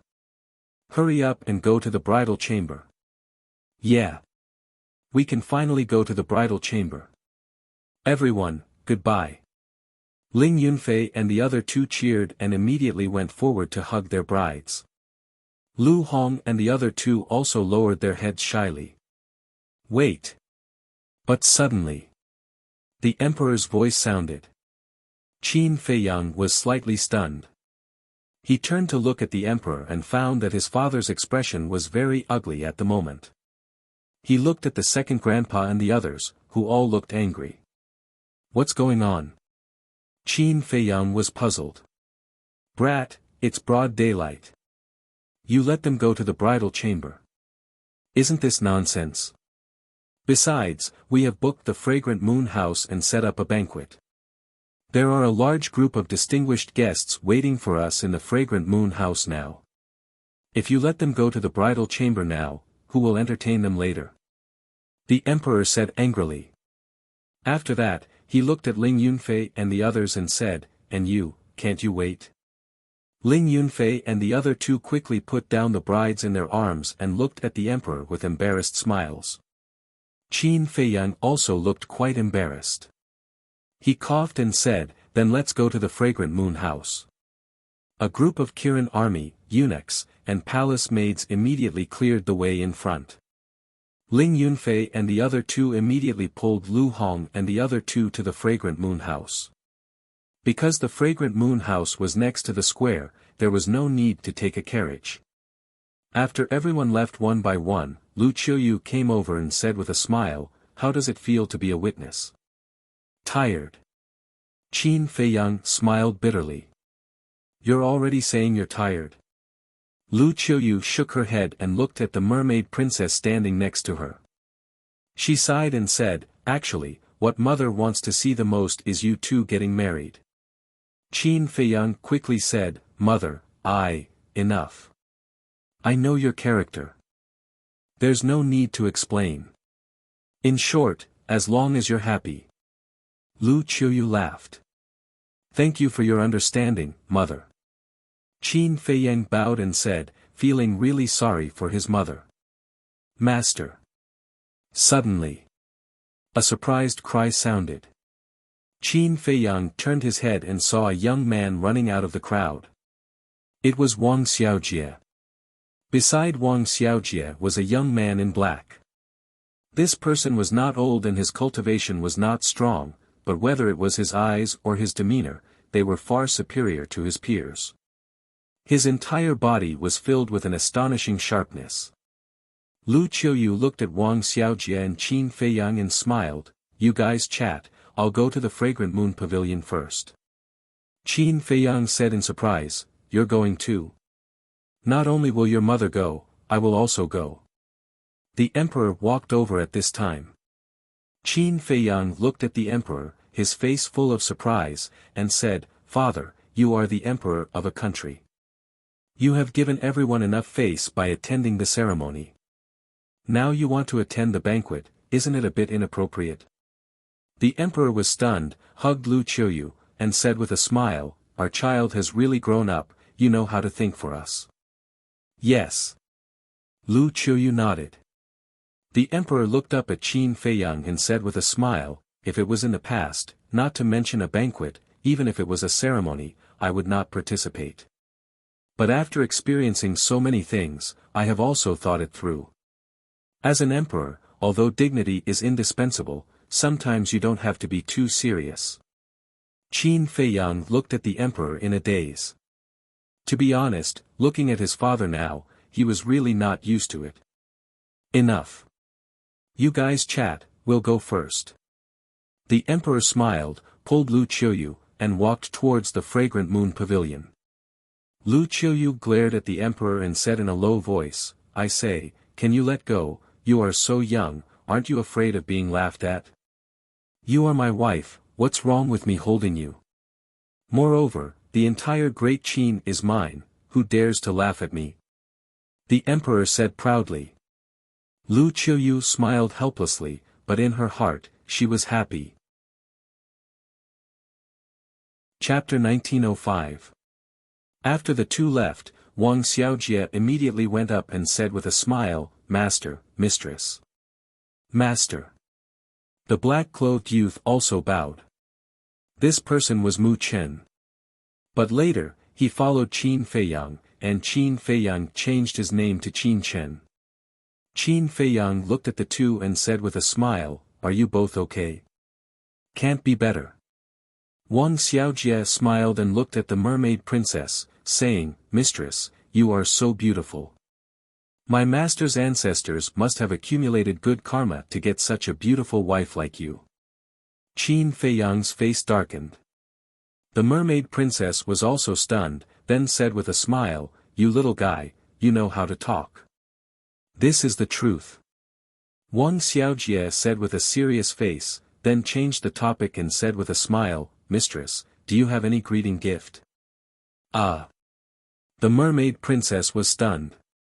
Qin Feiyang couldn't help but give Wang Xiaojie a knock on the head and said angrily, "Is this greeting gift enough?" Wang Xiaojie rubbed his forehead, looking wronged. Qin Feiyang said, "You really don't learn the good things and only learn the bad things. In the future, stay away from Fatso and the others." Wang Xiaojie lowered his head and said with dissatisfaction, "It's the first time I see mistress, it's natural to give a greeting gift. Are you still looking for a beating?" Qin Feiyang's face darkened. "No, no, no." Wang Xiaojie hurriedly waved his hand, his face was full of flattery, but then he pretended to be deep and sighed, saying, "Master, you are really not a qualified master." Qin Feiyang was stunned, his hands crossed in front of his chest, looking at Wang Xiaojie and said, "Tell me, how am I not qualified? Look. When Qin Chen and I followed you, you didn't teach us anything, and directly threw us into the mountains and forests, leaving us to fend for ourselves. Do you see any master in the world like you?" Wang Xiaojie pouted. The corner of Qin Feiyang's mouth twitched. Looking at the silent Qin Chen, he looked at Wang Xiaojie and said indifferently, "This is how I teach people. If you're not satisfied, you can leave at any time." Wang Xiaojie's body froze. Was he going to expel him from the sect? That won't do.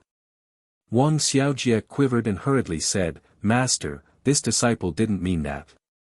This disciple just wants to say, can you show more concern for us? Are you still a child? You still want me to care about you? If you want to stand at the top of the pyramid of this continent, you must learn to be independent and learn to endure.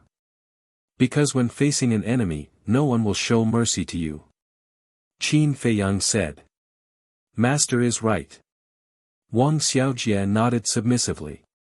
Originally, he wanted to gain some benefits, but he didn't expect that instead of gaining any benefits, he would be fiercely reprimanded. The losses outweighed the gains. Qin Feiyang looked at Qin Chen and asked, "What about you?" Qin Chen said, "I didn't think too much because I know that you're doing this for our own good. It's not bad to have this understanding. In the future, your achievements will definitely be higher than Wang Xiaojie's. However, you must always remember who gave you all of this. You know what I mean, right?" Qin Feiyang said. "I know. Although I've changed my name to Qin Chen, the bloodline of the Mu family still flows in my body. Moreover, I'm the only one who's still alive in the current Mu family. So, you're worried that I'll rebel?" Qin Chen said. "You're indeed smart." Qin Feiyang praised with a smile. Qin Chen said, "I swear to the heavens that I'll never do anything to harm the great Qin dynasty." "I believe you." Qin Feiyang nodded and smiled. He waved his hand and said, go and relax. Don't pull a long face all day." Yes. Qin Chen nodded respectfully.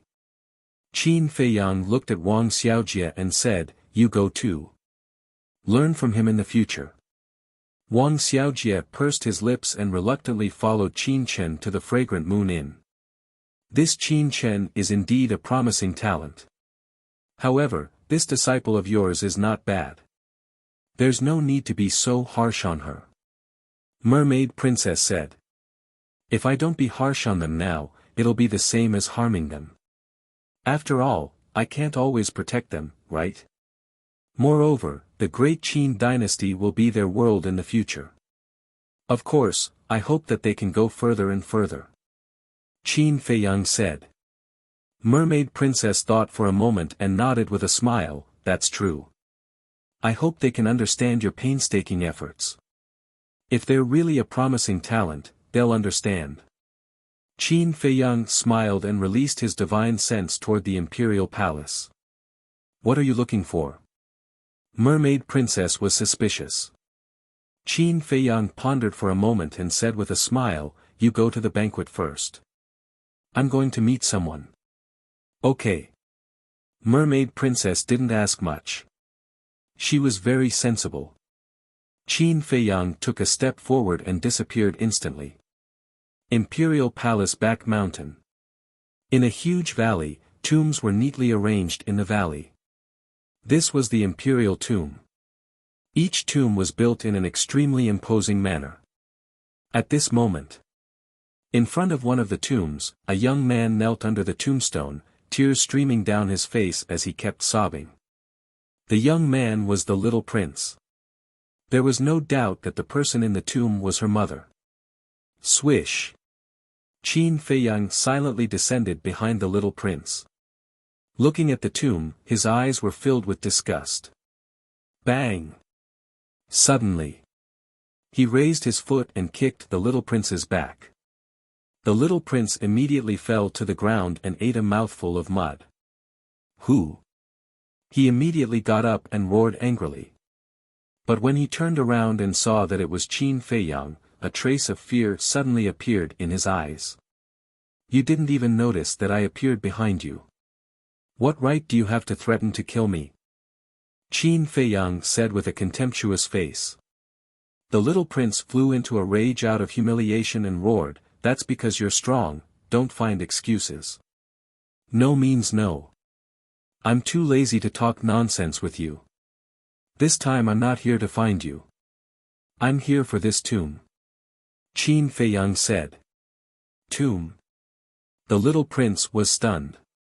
He quickly stood in front of the tombstone and said in a panic, "What do you want to do to my mother's tomb?"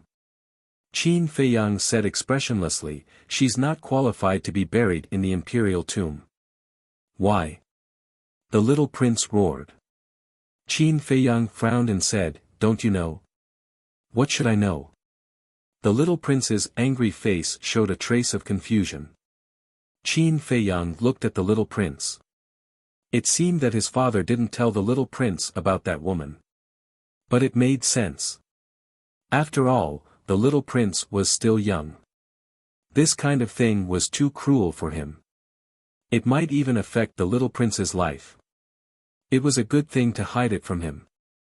Qin Feiyang pondered for a while and said to the little prince, "How about we make a deal?"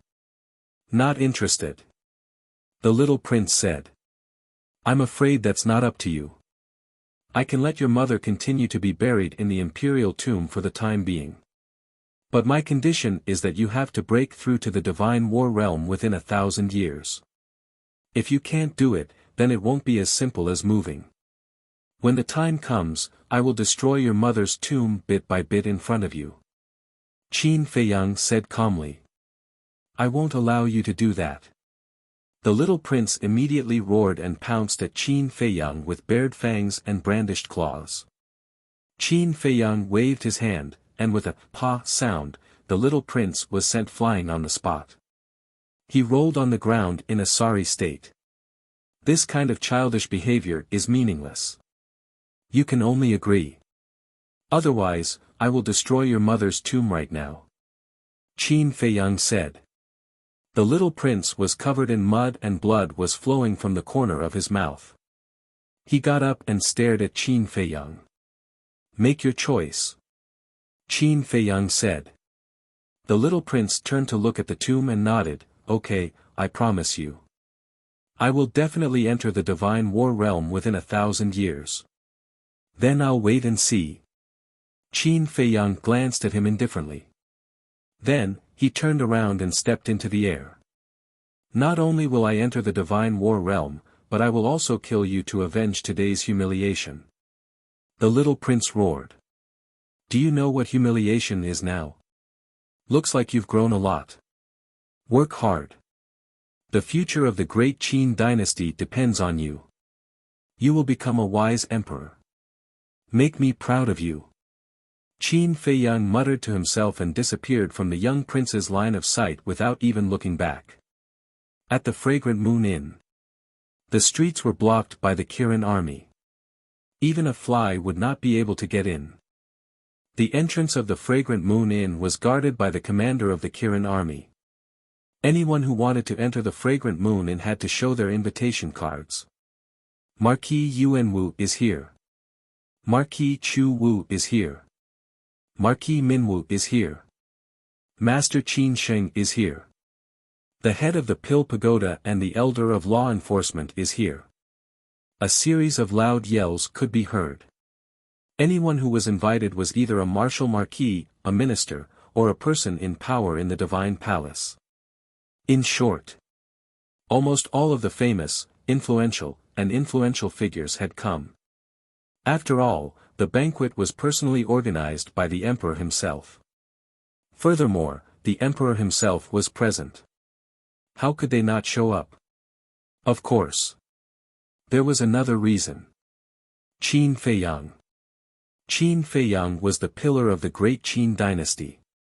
His position in people's hearts was no less than that of the emperor. So, most of them were here to get closer to Qin Feiyang and get familiar with him. Head of the treasure pavilion and steward Sun Dehai are here. Along with a respectful call, a white-clothed woman who looked like a young girl slowly walked to the entrance of the Fragrant Moon Inn with a white-haired old man. The commander of the Kirin army hurried to greet them and said with a smile, "Why are you two so late? We were afraid that you wouldn't be able to greet us." The lady in white smiled and nodded at Sun Dehai. Sun Dehai immediately took out 2 invitations and handed them to the commander of the Kirin army. The commander of the Kirin army took the invitations and opened them. He stepped aside and said with a smile, "Please come in." "Thank you." The lady in white smiled gently and entered the Fragrant Moon Inn. "Steward Sun, long time no see." But at this moment, a laugh was heard.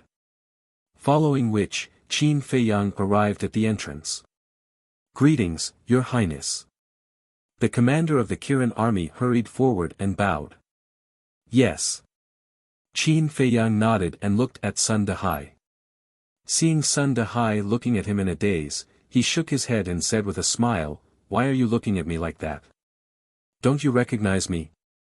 Sun Dehai quickly bowed and said, "Greetings, Your Highness." Qin Feiyang hurried forward and helped Sun Dehai up, saying, "Elder Sun, you don't have to be so polite with me. To think that Your Highness still remembers this old man. This old man is ashamed." Sun Dehai sighed. Chapter 1906. What are you ashamed of? Let's go. Let's get drunk today. Qin Feiyang pulled Sun Dehai and walked inside. What's going on? Why is His Highness so close to Sun Dehai? Seeing this, many people were a little surprised. The commander of the Kirin army was also suspicious. He quickly caught up with Qin Feiyang and said, "Your Highness, I have a few words to say to you." Qin Feiyang was stunned. He stopped and turned to look at the commander of the Kirin army. Plop. The commander of the Kirin army knelt on the ground and blamed himself, "I'm really sorry for what happened back then." Qin Feiyang said, "Do you think you can forget about it by saying sorry?" the commander of the Kirin army lowered his head and his face was full of guilt. Suddenly, Qin Feiyang shook his head and smiled. He reached out to help the commander of the Kirin army up and said, "It's all in the past. Don't take it to heart." "Your Highness," the commander of the Kirin army looked at Qin Feiyang in a daze. "I was just joking with you. I've forgotten about it. Besides, you were just following orders. Come in and find me when you're done. Let's have a few drinks." Qin Feiyang said. "Yes." The commander of the Kirin army shouted. He stood straight and his face was full of gratitude. Qin Feiyang patted him on the shoulder and turned to pull Sun Dahai into the fragrant moon brothel. "Your Highness, long time no see. How have you been?" The woman in white stood in front and looked at Qin Feiyang with a smile. "You are?" Qin Feiyang looked at the woman in white suspiciously. Sun Dahai hurriedly said, "She's our leader."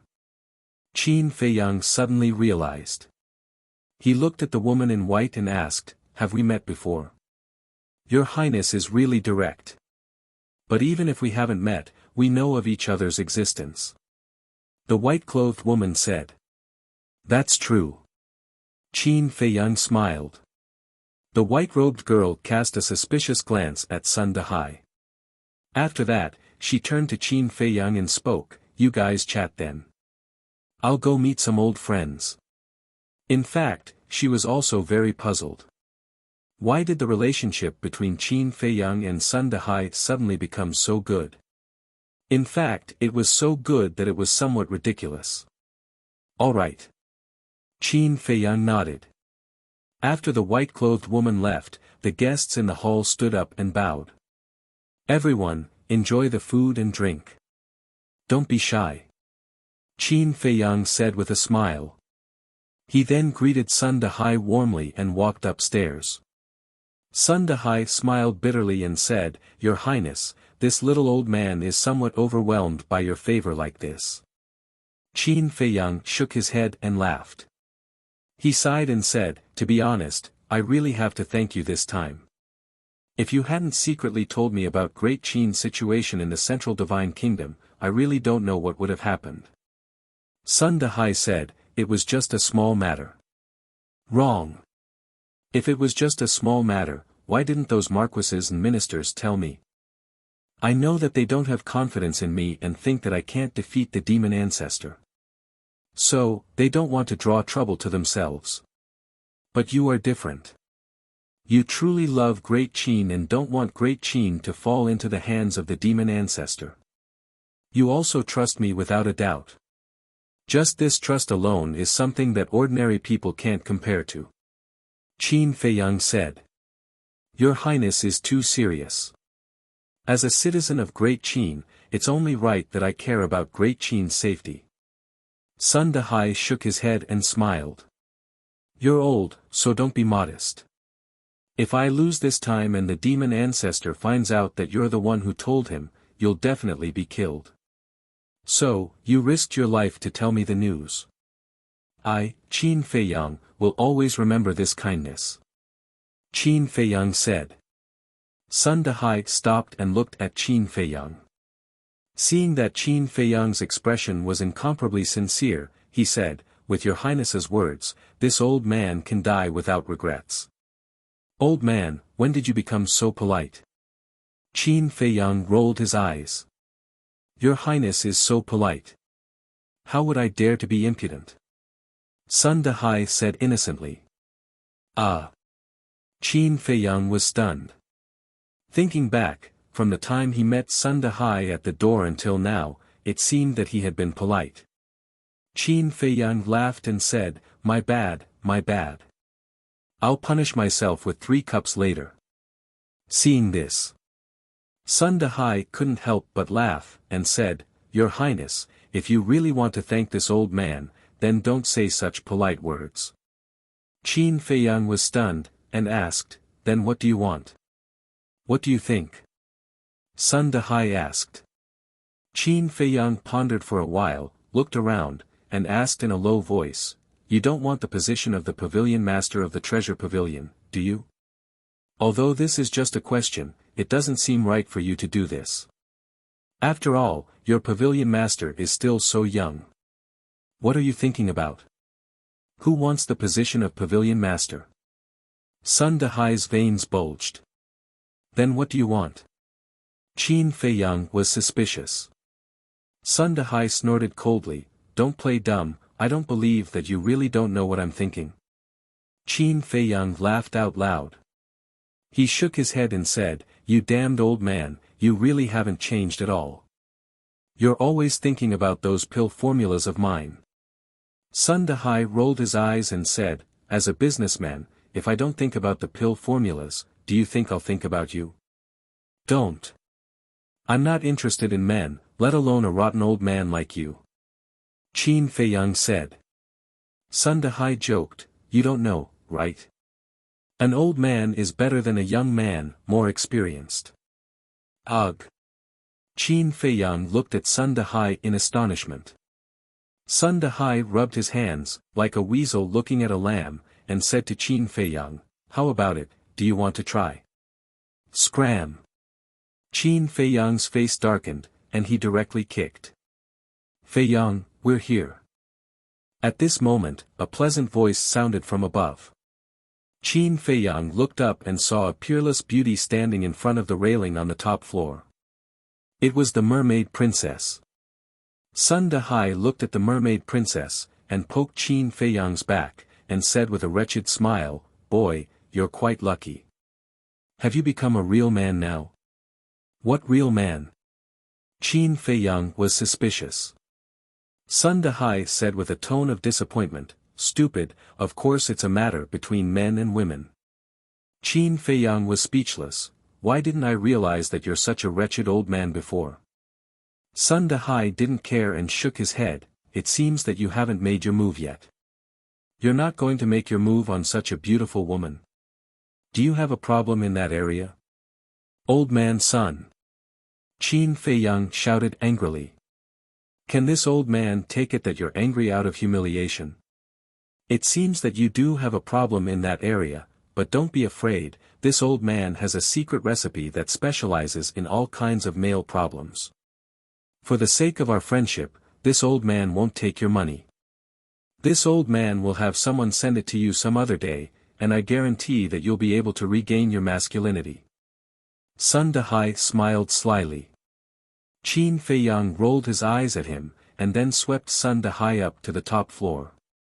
Next to it was a private room. And it was the largest and most luxurious room in the fragrant moon brothel. At this moment, the door of the room was open. Qin Feiyang turned his head and saw Tan Tai Li and Emperor Hong sitting at the head of the table, followed by Emperor Chen, Qin Yuan, Lu Yun, second grandpa, third grandpa, and fourth grandpa. Then there was the emperor couple, the mermaid emperor. Then there was Qin Rushuang. These were all Qin Feiyang's close relatives. Tan Tai Li said, brat, we're waiting for you. Come in quickly. Okay. Qin Feiyang nodded, pulled the mermaid princess, looked at Sun Dahai, and said, let's go in. This, looking at the table of people inside, Sun Dahai could not help but turn pale. What's wrong? Qin Feiyang was suspicious. Sun Dahai stammered, everyone here is your family, and I'm the only outsider. This isn't appropriate. What's inappropriate about it? Qin Feiyang directly raised his hand and pushed Sun Dahai in. The emperor and others looked at Sun Dahai, and also looked at Qin Feiyang suspiciously. Although today was Ling Yunfei's wedding banquet, it was now equivalent to a family banquet. Naturally, a family banquet should be a family banquet. But why did Qin Feiyang let Sun Dahai in? Your Majesty, my lords. Sun Dahai stood inside the door with his head lowered, not daring to look at them. Qin Feiyang walked in with the mermaid princess, and then closed the door. Lu Qiuyu asked, Feiyang, what's going on? Qin Feiyang pulled the mermaid princess to sit next to Qin Rushuang, and then briefly explained the situation. I see. Only then did everyone realize. Lu Qiuyu smiled, indeed, we should thank you properly. Elder son, don't be so reserved, quickly sit down. Yes, your majesty. Sun Dahai nodded, walked to the table timidly, and sat next to Qin Feiyang. Okay. After so many years, this is the first time our family has gathered together. Today, no national affairs, no worries, no trivial matters, we'll just talk about our family. Emperor Hong smiled. Yes. The last time we gathered together was when Feiyang was born. In the blink of an eye, Feiyang has not only grown up, but also found a wife. We old guys have to admit that we're old. Emperor Qin sighed. We're old, but on the wine table, we can't lose to the young people. Lu Yun said as he got up to pour wine. Yes, let this kid know that we old people are not easy to bully. Emperor Hong nodded. Swish. A group of old men immediately stared at Qin Feiyang. Qin Feiyang's eyelids twitched, and he looked at everyone warily and said, What are you doing? Let me tell you, I'm not good at drinking at all. With so many elders here, even if you don't know how to drink, you have to drink. Not only you, but your wife also has to drink. Qin Yuan chuckled. Qin Feiyang said helplessly, Uncle Yuan, why are you fooling around? Qin Yuan said, Silly boy, this is not fooling around. This is everyone's concern for you. After all, it's easier for you and your wife to do things when you're drunk, and we have a chance to hold grandchildren. Do things? Hold grandchildren. Qin Feiyang's face twitched. It turned out that this group of old people was planning this. But no matter how he looked at it, they were disrespectful. Pfft. Qin Rushuang on the side laughed directly. Sun Dahai's face also turned red. When the mermaid princess heard that, she immediately lowered her head. Her face was so pale that it was almost dripping water. Chapter 1907. On this day, Qin Feiyang was miserable. Although Emperor Hong and the others were old, their alcohol tolerance was quite terrifying. After an afternoon, Qin Feiyang was already dead drunk. The mermaid princess also drank a lot. However, although everyone said it, they did not force her. As an outsider, Sun Dahai was naturally even more miserable. Moreover, because the people sitting here were all supreme figures of Great Qin, they did not refuse anyone. Before evening, they had already been carried back. Qin Feiyang also wanted to run, but it was not so easy. After the three grooms, Fatso, Lu Zheng, and Ling Yunfei, greeted the guests, they staggered over to find Qin Feiyang, reeking of alcohol. Helpless, Qin Feiyang could only secretly use his divine power to refine the alcohol in his body and continue to fight with everyone. Late at night, the guests slowly dispersed. The emperor and the others also returned to the palace. Only a group of young people was left. However, the commander of the Kirin army was still here. The emperor had specially asked him to stay here and look after everyone. Qin Feiyang lay on the table, his face drunk. He said weakly, Damn Fatso, little cousin, Ling brat, aren't you going to the bridal chamber? You keep dragging me to drink. What's the point of the bridal chamber? Besides, we can't forget our friends in the face of love. Tonight, we'll drink with you to our heart's content. The three of them were also a drunken mess. The mermaid princess, Lu Hong, Li Yan, and Zhao Shuang sat to the side, looking at their men with helpless faces. Gong Sun Bei said with a smile, all these years, they've been working hard and struggling. It's not easy to have some free time, so let them indulge. Li Yan asked, Big brother Gong Sun, what plans do you have for the future? Me. Gong Sun Bei grabbed the wine cup, thought for a moment, and said, Yi Shu talked to me a few days ago and asked me to take over the position of Chief Tower Master. This is a good thing. Fatso raised his head, put his arm around Gong Sun Bei's shoulder, and said, Congratulations, brother Gong Sun, for becoming the 5th Chief Tower Master. From now on, you have to take good care of us. I haven't decided yet. Gongsun Bei shook his head. No decision. Big brother Gongsun, isn't it your wish to lead the Forgotten Continent to glory? Li Yan said. You're right, but the world is at peace now. Madame Tantai Li has returned, and Yi Shu and the other gods of war have returned. It's not my turn. Gongsun Bei shook his head. Do you think they would care about such mundane matters? People who have reached the war god realm, unless the world is in chaos and the end of the world, they won't interfere at all. Fatso said. The others nodded in agreement. Gongsun Bei was stunned. He smiled and said, today is the day to drink. Tomorrow is the day to worry. Come, let's get drunk tonight. The next day. Early morning. Imperial Palace, Bright Sky Palace. Qin Feiyang slowly opened his eyes, rubbed his swollen and painful forehead, and turned his head to look. A blissful smile immediately appeared on his face. Beside the bed. The mermaid princess was lying on the edge of the bed, her eyes slightly closed, and a faint smile hung on her crystal-clear face. Obviously. The mermaid princess had been waiting for him the whole night.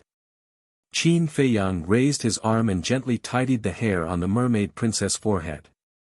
Then, he slowly got out of bed, picked up the mermaid princess, and gently placed her on the bed. Although his movements were very gentle, it still woke the mermaid princess up. She opened her eyes, looked at Qin Feiyang, and said with a smile, "You're awake." And Qin Feiyang nodded and said with a smile, "You've taken care of me the whole night. Rest for a while more." "I'm not tired." The mermaid princess shook her head, sat up, and moved from the side, saying, "Come up and chat with me for a while." "All right." Qin Feiyang nodded and sat on the bed. The mermaid princess immediately snuggled into his arms.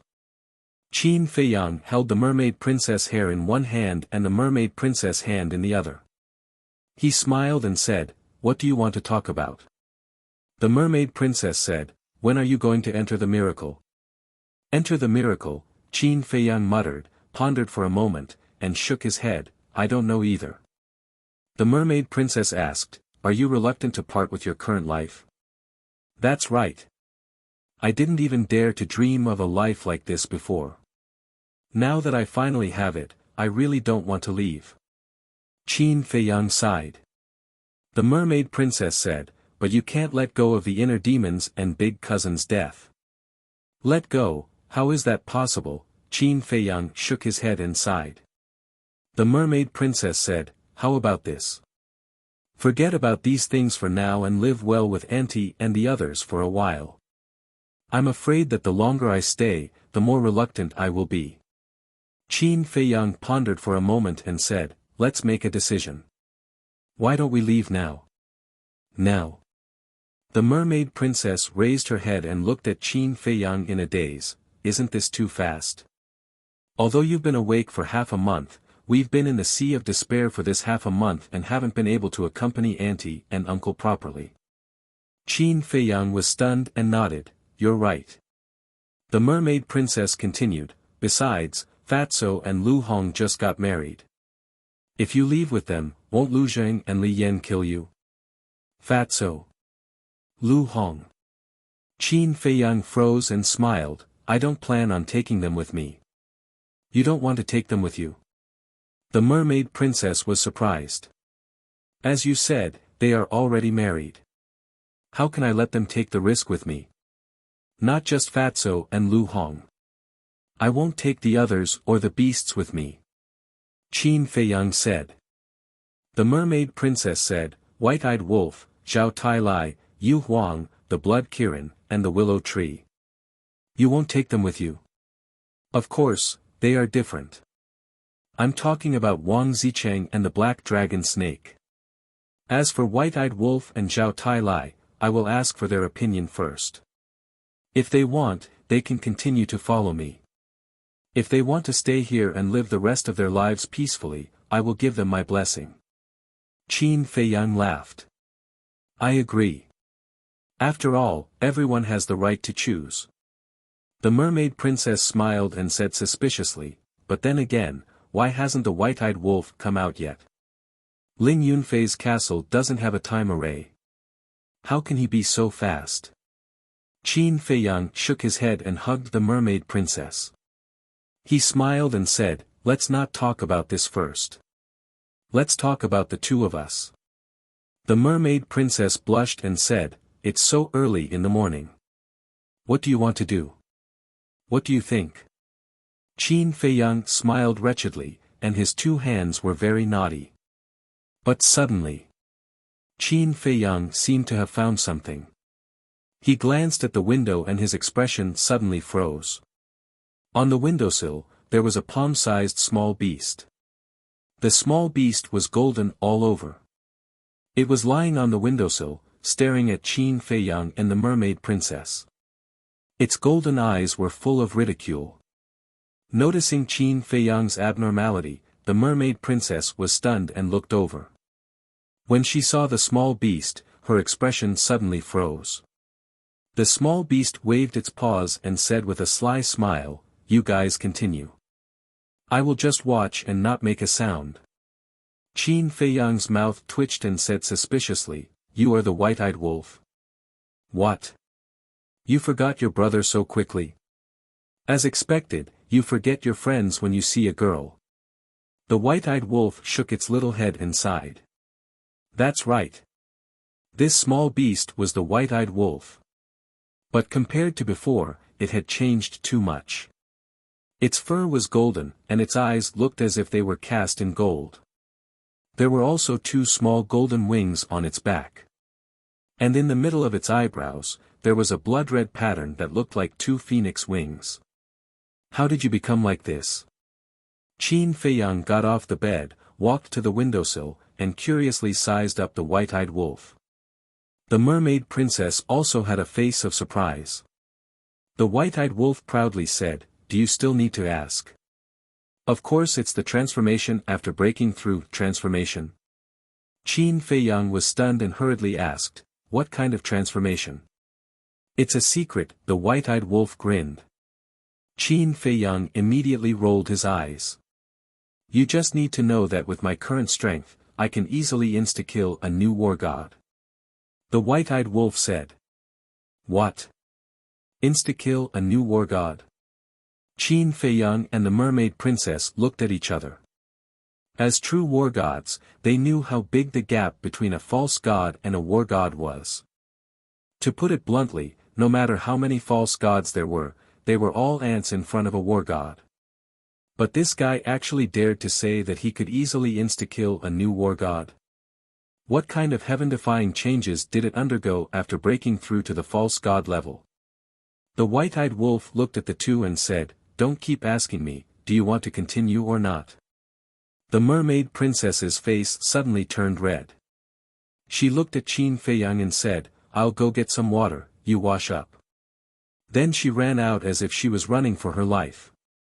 The white-eyed wolf glanced at the mermaid princess, then looked at Qin Feiyang and laughed, little Qin Z, it's not that I want to criticize you, but you're too far away from Ling Yunfei and the others, what do you mean? Qin Feiyang was suspicious. After I came out of seclusion, I woke up Ling Yunfei, chatted for a while, and pretended to leave. In the end, I saw that kid and Zhao Shuang on the bed early in the morning making love. That intense scene was simply too exciting. Then, I went to Fatso and Lu Zheng's rooms respectively. They, Li Yan, and Lu Hong were also working hard to make babies. I thought you were the same as them. Who would have thought that after dawdling for so long, I still didn't make a move? The white-eyed wolf shook his head and looked at Qin Feiyang with disdain in his eyes. Hearing those words, the veins on Qin Feiyang's forehead started to bulge violently. Peeping as soon as he came out of seclusion. And peeping one by one, how could he be so shameless? If Ling Yunfei and the others knew about this, it would probably leave a shadow in their hearts for the rest of their lives. Qin Feiyang glared at it and said, cut the crap. Since you're already here, you must have heard our conversation. Yes. The white-eyed wolf nodded and asked, "What's wrong?" Qin Feiyang said, "Do you want to stay here, or do you want to go to the miracle with me?" "Isn't that obvious?" "Of course I want to go to the miracle. I want to destroy that small beast with my own hands and avenge the inner demons." The white-eyed wolf snorted coldly. Chapter 1908. The mermaid princess just walked in with a basin of water. Hearing the white-eyed wolf's words, she said, "The small beast and the ice dragon are so strong, it's best not to offend them for the time being. Don't worry, this brother still has this bit of self-awareness." After the white-eyed wolf finished speaking, he looked at the mermaid princess and laughed. "When are you going to make a baby? Let this brother watch from the side." "Get lost." Qin Feiyang's face darkened, and with a slap, the white-eyed wolf suddenly flew out like a meteorite. The mermaid princess shook her head and laughed. "As soon as this wolf cub comes out, the capital will definitely be lively again." Needless to say, before it peeped at us, it had already gone to peep at Ling Yunfei and the others. Qin Feiyang said helplessly. "Peep?" The mermaid princess was stunned and asked, "Then did it see anything?" "It saw everything it should see, and it also saw everything it shouldn't see." Qin Feiyang shook his head. The mermaid princess was stunned to the extreme and couldn't help but laugh. While twisting the towel, she said, "This ruffian wolf really knows how to mess around. Get used to it."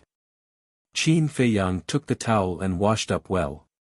His whole person became refreshed and said with a smile, "As you said, forget about those things for the time being and accompany mother and the others." The mermaid princess nodded. "Bastard Wolf King, what are you doing?" Suddenly, an angry roar sounded. Qin Feiyang was stunned and looked at the mermaid princess. "This seems to be father's voice." "What do you mean it seems to be?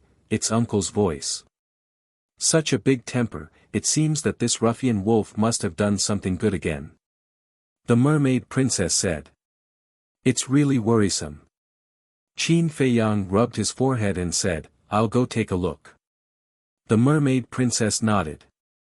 Whoosh! Qin Feiyang flickered and appeared above Bright Sky Palace. Looking in the direction of the voice, he saw the white-eyed wolf flash in front of him and disappear in the direction of the first district. Following closely, the emperor also caught up.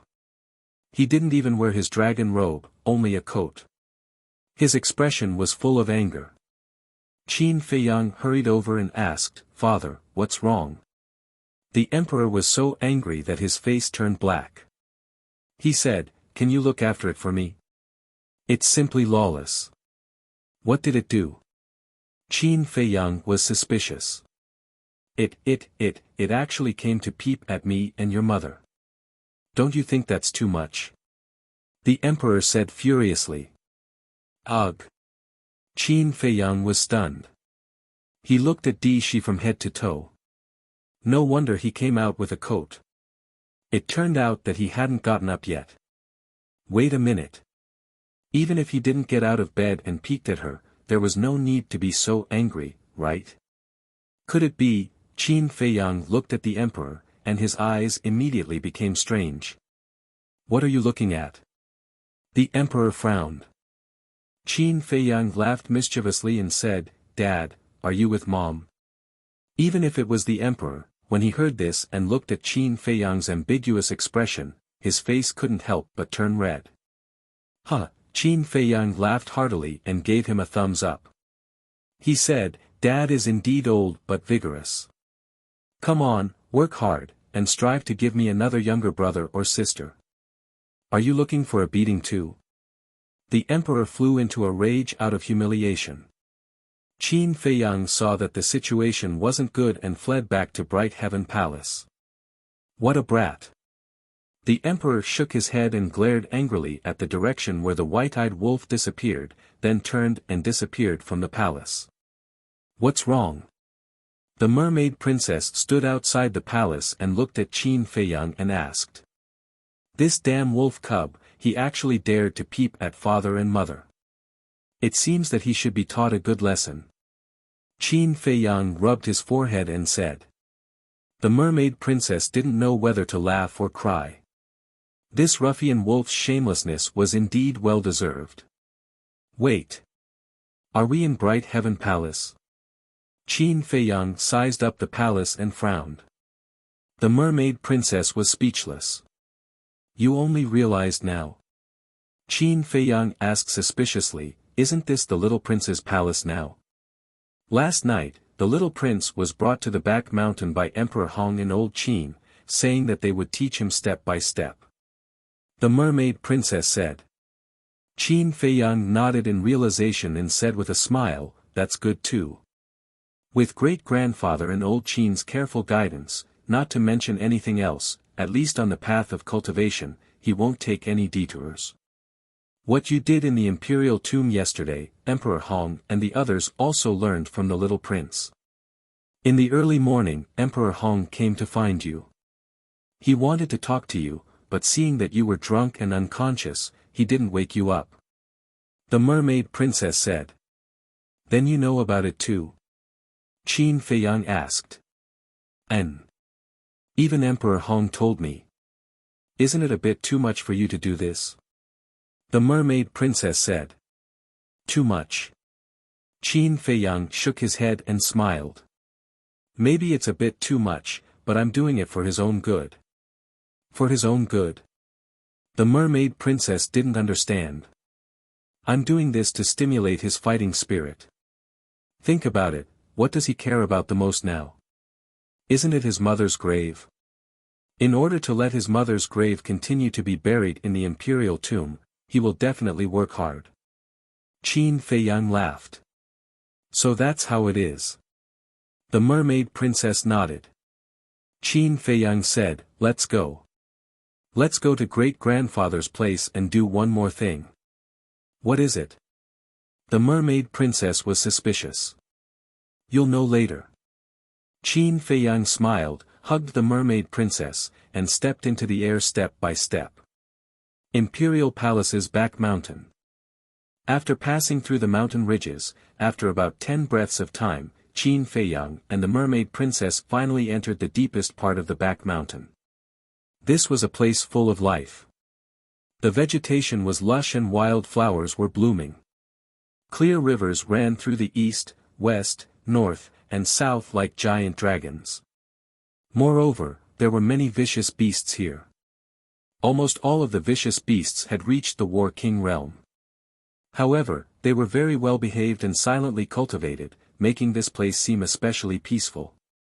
The mermaid princess looked around in surprise, and said, I never thought that there would be such a place hidden in the back mountain of the imperial palace. Yeah.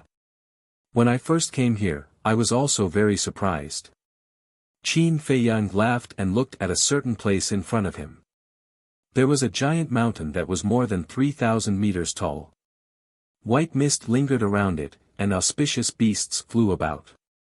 A magnificent waterfall poured down from the peak of the mountain, gathering at the foot of the mountain to form a lake that was about a few hundred meters long, connecting to the surrounding rivers.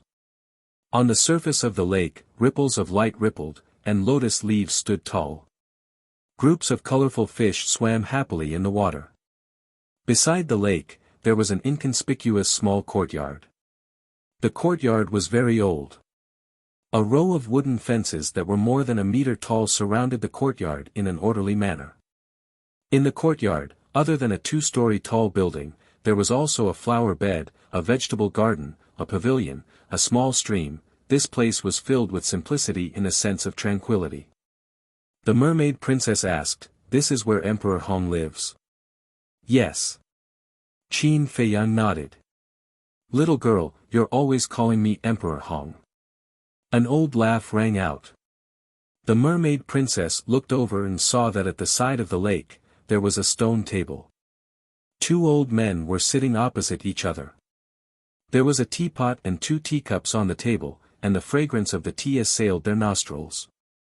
The 2 old men slowly sipped their tea while sizing up Qin Feiyang and Yi Qingtang. Their faces were full of smiles. The one who spoke was Emperor Hong. Qin Feiyang brought the mermaid princess over and said with a smile, "Great-grandfather, Elder Qin." Elder Qin nodded, looked at the mermaid princess, and said with a smile, "Little girl, Lord Emperor Hong is right. It's too distant to keep calling him Emperor Hong." The mermaid princess asked, "Then what should I call him?" Elder Qin said, "Stupid, of course you should call him great-grandfather like Feiyang." The mermaid princess blushed and bowed, "Greetings, great-grandfather." Emperor Hong smiled and said, "Sit down and talk." Qin Feiyang pulled the mermaid princess and sat on the ground. Then, he looked around and asked, "Where's the little prince? Why don't I see him?" Emperor Hong pointed to the mountain on the left and said with a smile, "Early in the morning, this old man threw him into the mountain over there and let him fight with the fierce beasts." Fight with the fierce beasts? Qin Feiyang was taken aback. He shook his head and said, "Great-grandfather, he's still so young. You're torturing him like this. You're really ruthless." Ruthless? Emperor Hong rolled his eyes at Qin Feiyang and said, "Who can compare to you in terms of ruthlessness?" Ugh. Qin Feiyang was stunned, and said, "For the matter of the imperial tomb? You still know. Although that woman doesn't know how to behave, she is still the little prince's birth mother. Is it appropriate for you to do this?" Emperor Hong said. Qin Feiyang said helplessly, "It's understandable that others don't understand, but why don't you understand my painstaking efforts?" Painstaking efforts? Old man Qin and Emperor Hong looked at each other and looked at Qin Feiyang suspiciously. Qin Feiyang said, "Think about it, if there is no pressure, will the little prince cultivate desperately?" Hearing this, Emperor Hong and old man Qin understood. Emperor Hong smiled and said, "All right, this old man has wronged you. He is really lucky to have you as his brother. I'm not doing it for him." Qin Feiyang shook his head. "I understand. After all, right now, the emperor only has you two sons. You will leave sooner or later, so the next emperor will naturally be the little prince.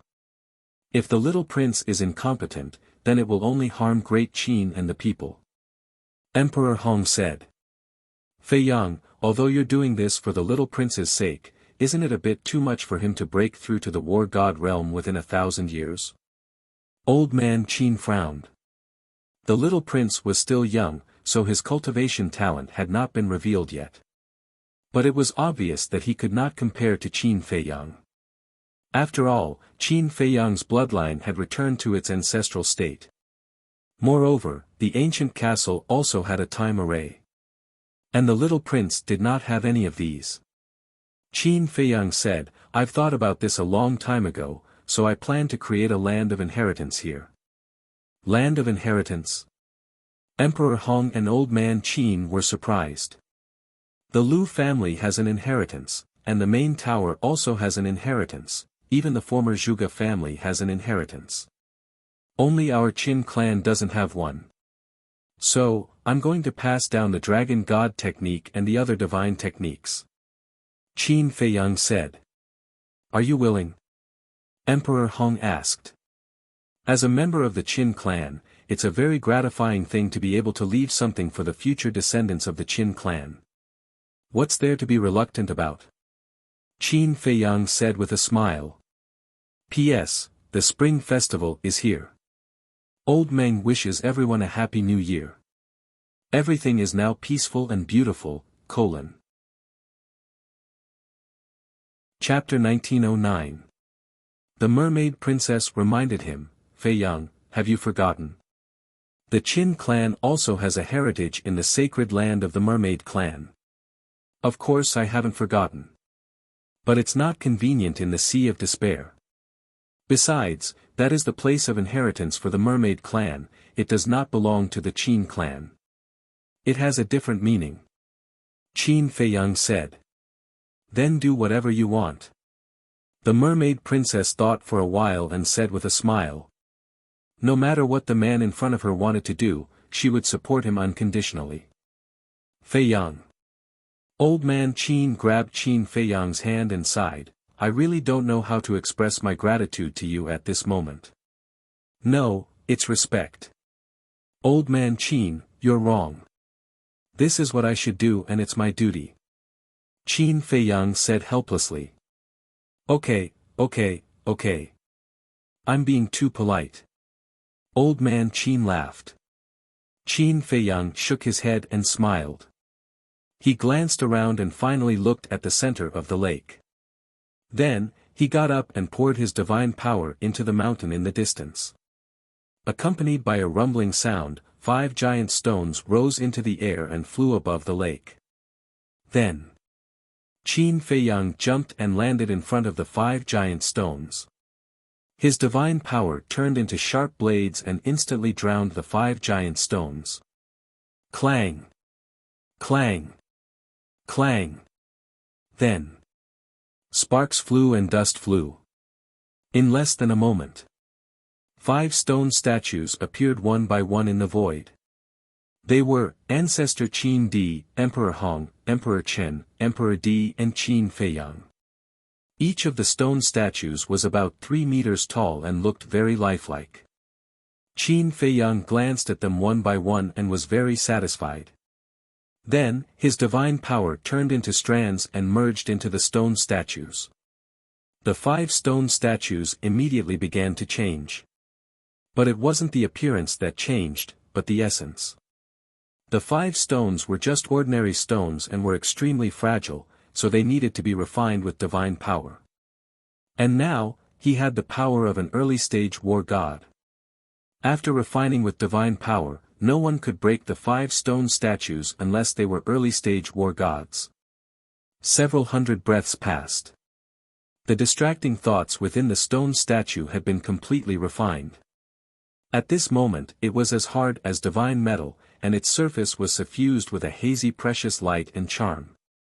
If they didn't know beforehand, no one would have thought that these were just 5 ordinary rocks. After refining the stone statue, Qin Feiyang waved his hand again. The soil at the bottom of the lake surged up and gathered together, forming a platform in the middle of the lake that was as high as the surface of the water. Then, under the tempering of the divine power, the platform formed by the soil became extremely hard. Following closely, Qin Feiyang waved his hand, and the 5 stone statues landed on the platform in the middle of the lake one after another with a few loud bangs. The bottom of the stone statue and the platform were completely fused together under the refinement of Qin Feiyang's divine power. Feiyang, since this is your legacy, then your stone statue alone should be enough. Why do you need to create stone statues for us as well? Emperor Hong was puzzled. Qin Feiyang smiled and said, You are all elders. If there is no statue of you, would I, a junior, dare to openly place my statue here? You stinking brat. Emperor Hong shook his head and scolded with a smile. Qin Feiyang closed his eyes, his expression extremely serene. Seeing this, Emperor Hong, Elder Qin, and the mermaid princess also fell silent. A moment later, Qin Feiyang suddenly opened his eyes, and a divine light flashed out from between his eyebrows, like a waterfall, fusing into the forehead of the statue. Each of those divine lights represented a type of deity art. Eclipse Moon, Guiyuan Sword Art, Origin Returning Art, Soaring Dragon Art, and the most powerful Divine Dragon Art. As for the Fire Phoenix Art, Qin Feiyang did not pass it down. After all, this was the inherited divine art of the Lu family. As for the 3,000 incarnations, he had not completely comprehended it, so he could not pass it down. The enslavement seal and puppet technique were also not suitable to be passed down. Because these 2 divine arts were too domineering, if they fell into the hands of a junior with bad intentions, it would definitely cause a storm of blood. Then the next step was the battle character art. However, he was also a little hesitant. The battle character art was so heaven-defying, was it really good to pass it down? After pondering for a while, he finally decided to pass down the battle character art. After all, The ones who benefited were not outsiders, but the descendants of the Qin clan. He closed his eyes again.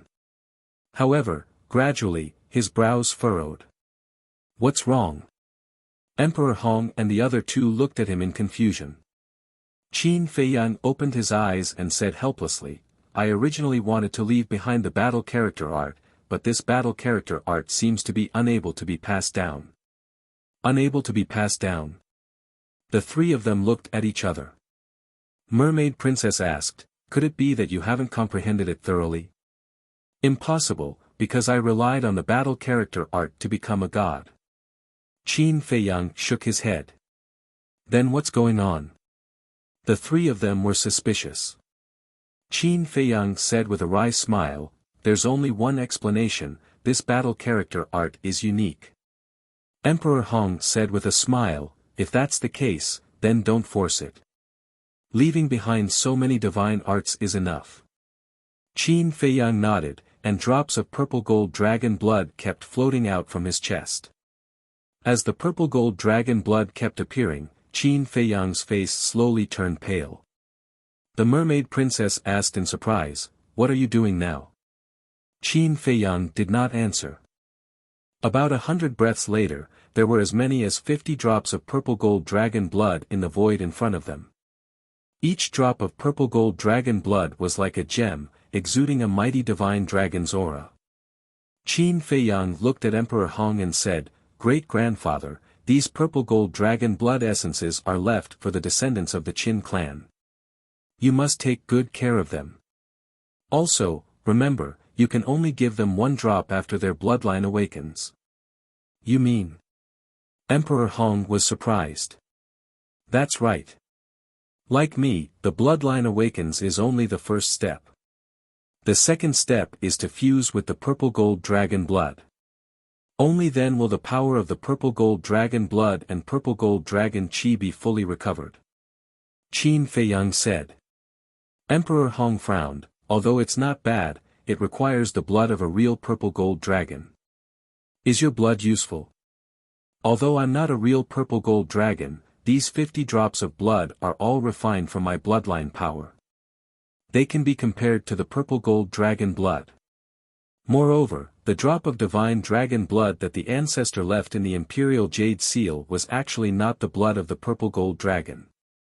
According to my analysis at that time, it should be a drop of blood essence refined from the bloodline power of the ancestor. Qin Feiyang said. So that's how it is. Emperor Hong suddenly realized. He took out a jade pendant and carefully put away the 50 drops of blood essence. Qin Feiyang looked at old Qin and said, I'll have to trouble you to prepare a brush, ink, paper, and inkstone for me. All right. Old man Qin nodded and hurriedly moved the teacup away. Then, he took out an inkstone, ink, a brush, and a piece of pure white paper from the Qianquan bag. Qin Feiyang said, one is not enough, take more. Old man Qin was startled. He simply took out a large stack and placed it on the stone table. Qin Feiyang sat in front of the stone table, looking at the paper, concentrating. The mermaid princess immediately squatted at the side and helped grind the ink. Seeing this, old man Qin secretly laughed, what an obedient and sensible girl. That's right. With her taking care of Feiyang, even if Feiyang goes to the divine ruins in the future, this old man will be at ease. Emperor Hong sent a sound transmission. Then, the two of them curiously lowered their heads and looked at Qin Feiyang. What did this kid need so much paper to write? Qin Feiyang calmed himself down for a moment, then grabbed the brush and began to write. The first thing that appeared on the paper was the words potential pill. Potential pill, could it be that he left behind those pill formulas? Emperor Hong and old man Qin looked at each other, their eyes full of surprise. Shwa shwa. Not long later. The first piece of paper was filled. Every word on it was like iron hooks and silver strokes, vigorous and powerful. Qin Feiyang picked up the paper and looked at it seriously. Then, he put it aside and began to write on the next page. Potential pill. About half an hour passed. Qin Feiyang let out a long breath and finally put down the brush in his hand. A smile also appeared on his old face. Great-grandfather, these are the potential pill, small fortune pill, big fortune pill, 9 chew yellow dragon pill, 9 turn dragon blood pill, 5 elements universe pill. The medicinal ingredients needed for each pill, as well as the steps and temperature of the refining process, I have clearly recorded them all. Find a time to organize them. At that time, you can keep them yourself, or give them to father. In short, they can't fall into the hands of others. Qin Feiyang stood up and looked at Emperor Hong, reminding him. This old man understands. Emperor Hong nodded. This is all I can do. From now on, how far our Qin clan will develop will all depend on the efforts of the future generations. Qin Feiyang smiled. Don't worry, they definitely won't let you down. Emperor Hong said. I hope so. Then grandson won't disturb the two elders. After saying that, Qin Feiyang pulled the mermaid princess and stepped into the air. This child is truly my great Qin's fortune. Looking at Qin Feiyang disappearing step by step, Emperor Hong sighed. Yes. He is destined to be the one to rewrite the fate of our great Qin. Old man Qin also praised. Back to Qin Feiyang. After leaving Emperor Hong in old man Qin's sight, his body swayed, and blood flowed out from the corner of his mouth. What happened to you? Mermaid Princess's expression changed as she hurriedly supported Qin Feiyang and asked with concern. It's just that I refined too much blood essence and damaged my vitality. I'll be fine after resting for a while. Qin Feiyang waved his hand and said. Speaking of which, I want to scold you. Refining 50 drops of blood essence in one go, aren't you playing with your life? Mermaid Princess glared at Qin Feiyang and said. Qin Feiyang laughed and said, then why didn't you scold me just now? Mermaid Princess said, just now, it was because great-grandfather and old man Qin were here. I had to give you some face. Alright, I won't do it again. Even if it's not for myself, it's for you, for our future children. Take good care of yourself. Qin Feiyang lovingly stroked Mermaid Princess's forehead and said with a smile. It's good that you know. Mermaid Princess rolled her eyes at Qin Feiyang, then supported Qin Feiyang and walked towards the imperial palace step by step, her face full of heartache. Chapter 1910. The following days could only be described as relaxing. He either went shopping with his mother or chatted, drank tea, and played chess with the elders like Emperor Chen. For Qin Feiyang, this was like a dream. At first, he was not used to it. Because before, he had never thought that he would have such a day.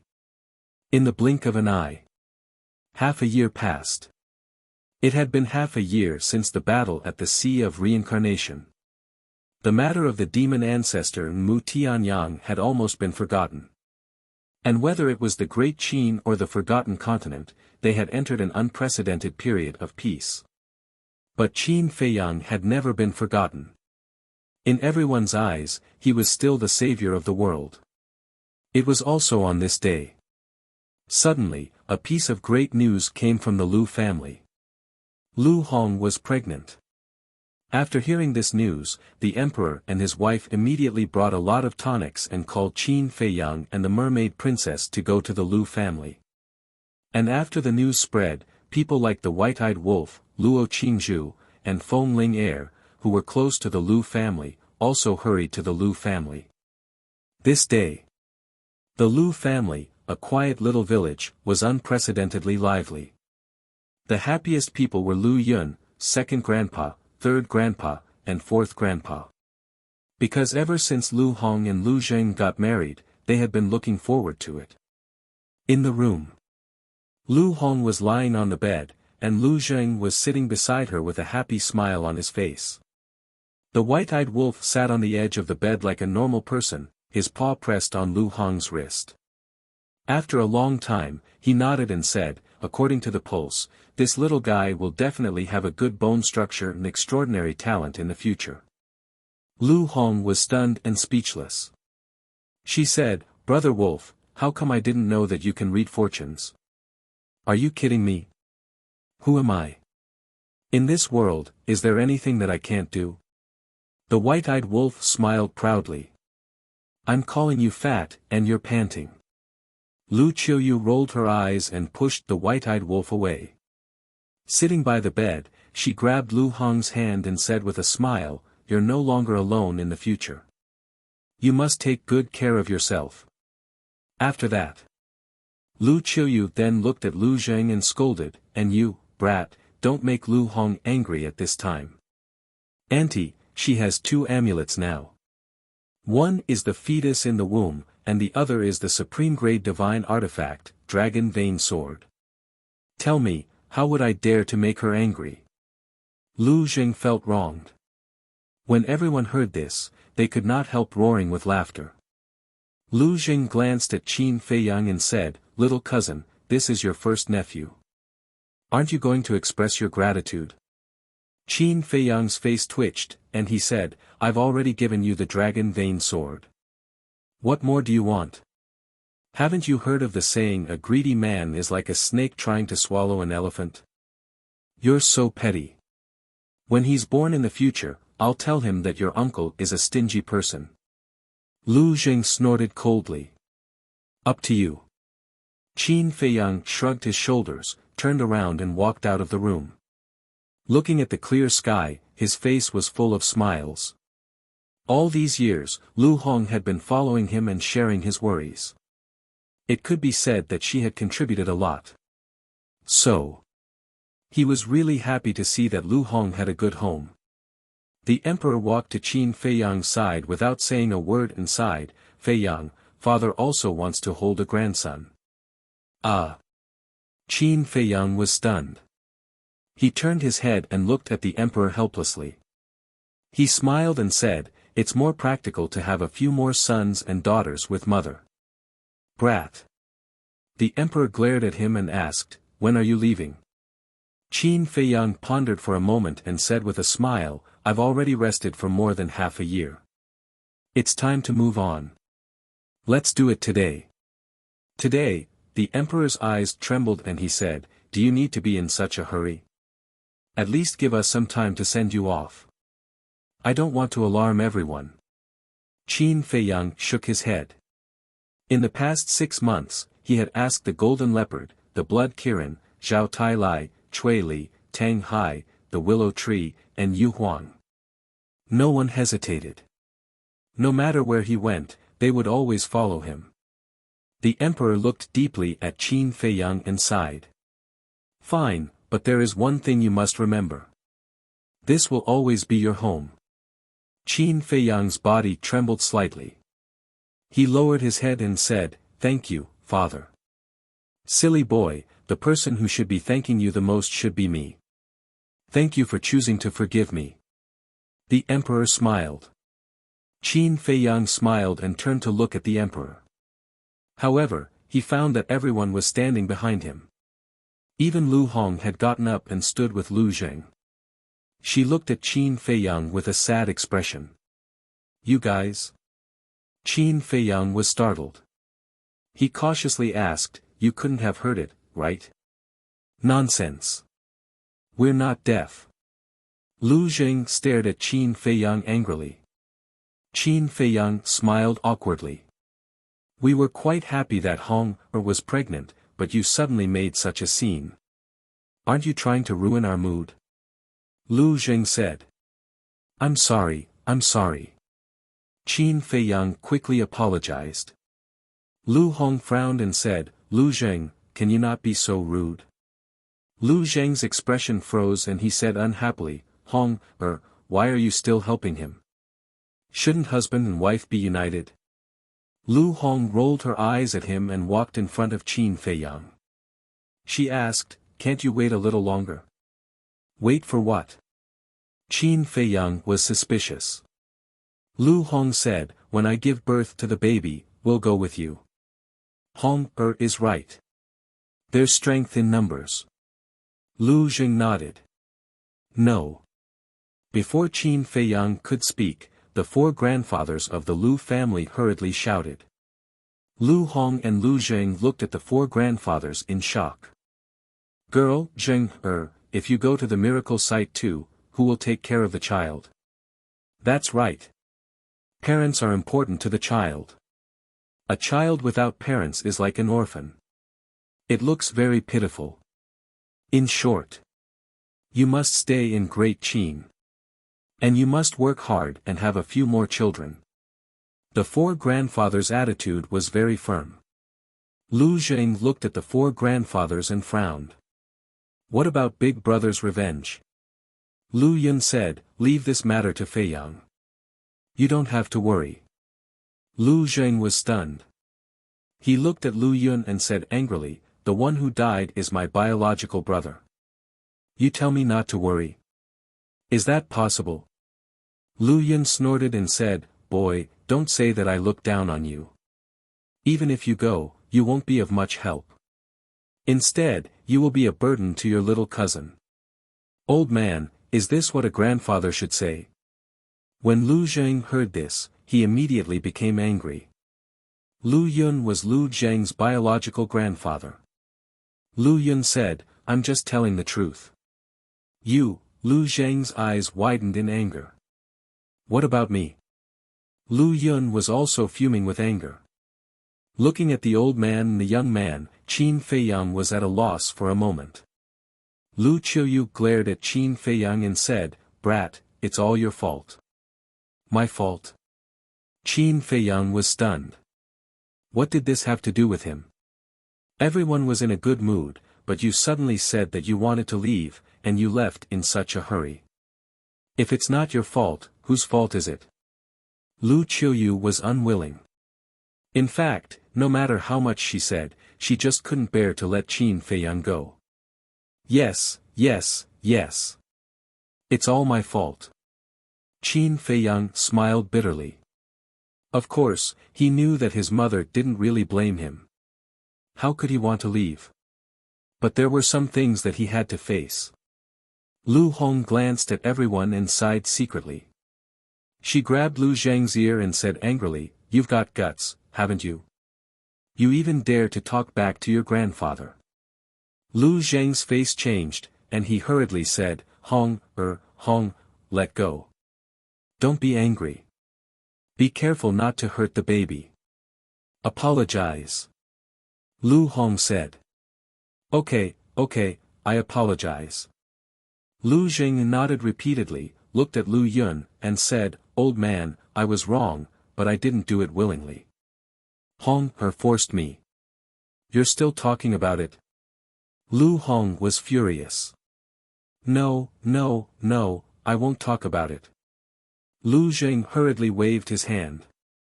Lu Qiuyu smiled and said, looks like right now, only Lu Hong this lass can make this brat docile. Everything has its vanquisher. Qin Feiyang laughed secretly. Lu Hong let go of Lu Zheng's ear and sighed. Grandpa is right. We can't do anything if we go. Hong, Lu Zheng was stunned and suddenly became anxious. Don't mess around. Lu Jiajin is your brother and Qin Feiyang's cousin. You are all brothers. There's no need for you to take revenge personally. Lu Hong said. Lu Zheng looked at everyone in despair. Just listen to little Hong, and stay at home to take care of the child. As for big cousin's blood feud, we will settle it with Ice Dragon. White-Eyed Wolf said. You have no loyalty. Lu Jing glared fiercely at White-Eyed Wolf. Don't be ungrateful. We're all doing this for your own good. After all, you already have a family. If anything happens to you, what will little Hong do? What about the child in little Hong's belly? After saying that, White-Eyed Wolf grinned and said, if that's really the case, what if little Hong can't bear the loneliness and remarries someone else? Then your child will have to call someone else dad, right? Brother Wolf, what nonsense are you talking about? Lu Hong said angrily. White-Eyed Wolf chuckled and said, "Brother, I'm just saying what if." "There's no what if," Lu Hong said flatly. Then, she looked at Qin Feiyang and said with a smile, "Then I won't accompany you for the rest of the journey. Take care of yourself." "You too." Qin Feiyang smiled. White-Eyed Wolf said helplessly, "You make it sound like you're leaving now. Go and prepare some good wine. Let's have a good gathering." "Yes, yes, yes. No matter what, we have to send them off. Little Hay, go and take out all the good wine we have in the cellar." Second Grandpa laughed and looked at a big man next to him. This man was Second Grandpa's disciple, Uncle Hay. "Okay." Uncle Hay grinned, turned around, and ran quickly to a small building not far away. Looking at everyone who was busy, Qin Feiyang looked quite helpless. Luo Qingzhu and Feng Ling looked at each other. Then, they stepped forward and said with a smile, "Qin Feiyang, let's talk alone."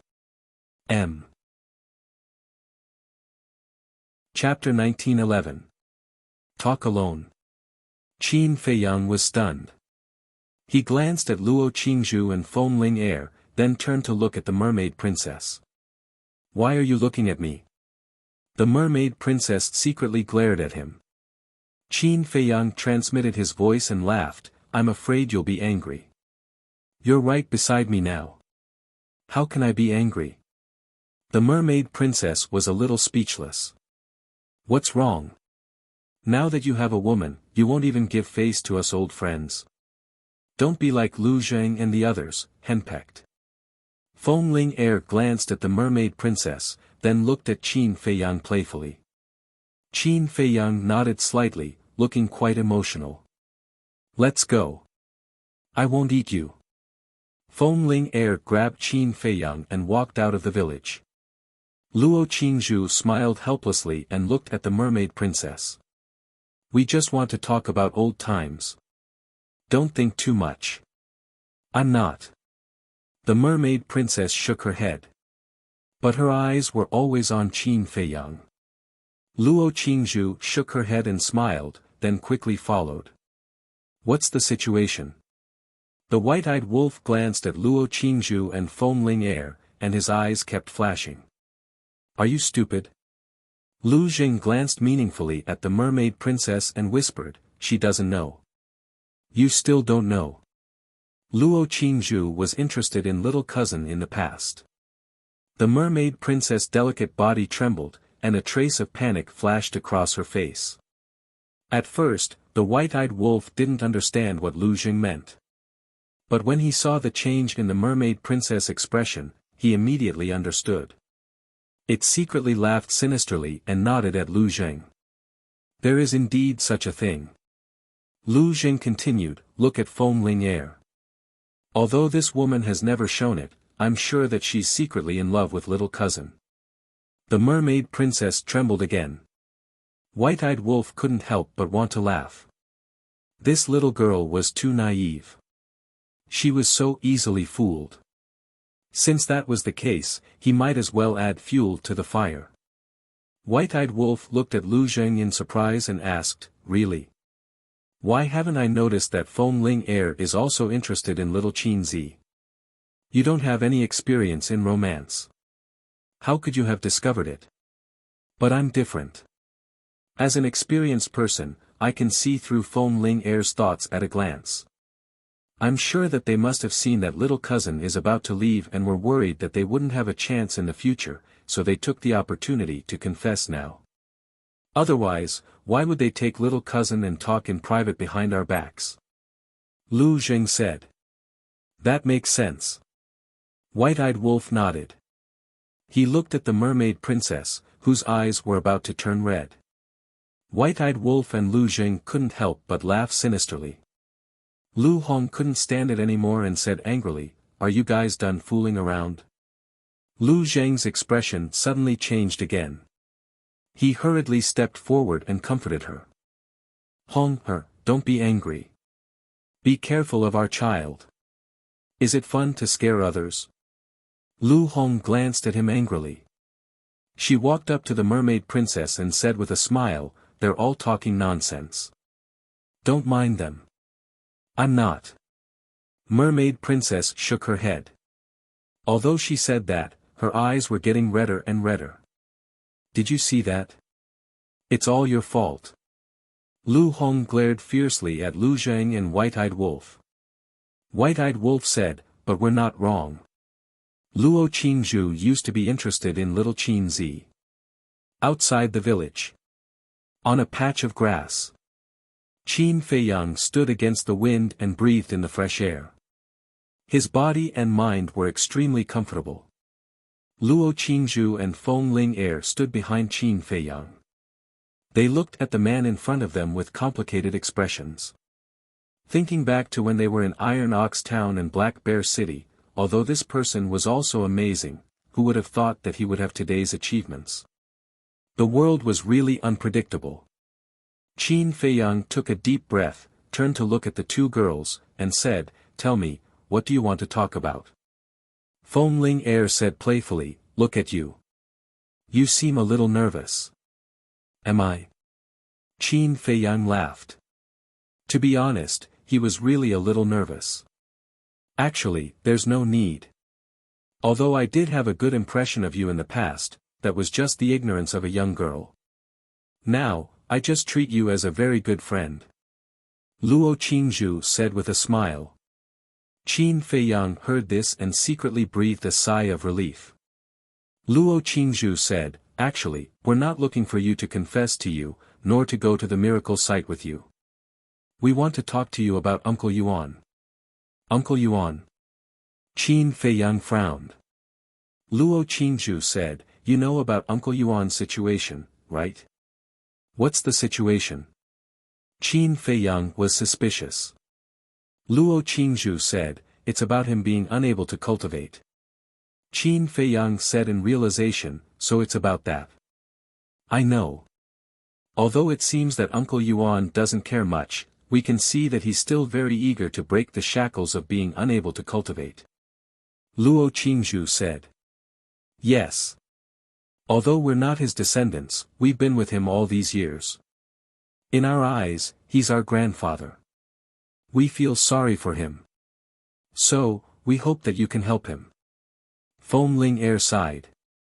Qin Feiyang pondered for a while and asked, "Do you have any ideas?" The two women looked at each other and smiled bitterly. Luo Qingzhu said, "If we had a way, we wouldn't have come to you." Feng Ling Air said, "But we've thought about it. The only person who can let Uncle Yuan be reborn is that golden small beast." "Golden small beast," Qin Feiyang murmured and looked up at the sky. A sense of powerlessness rose in his heart. "We also know that the small beast is very strong, so we don't want to force you.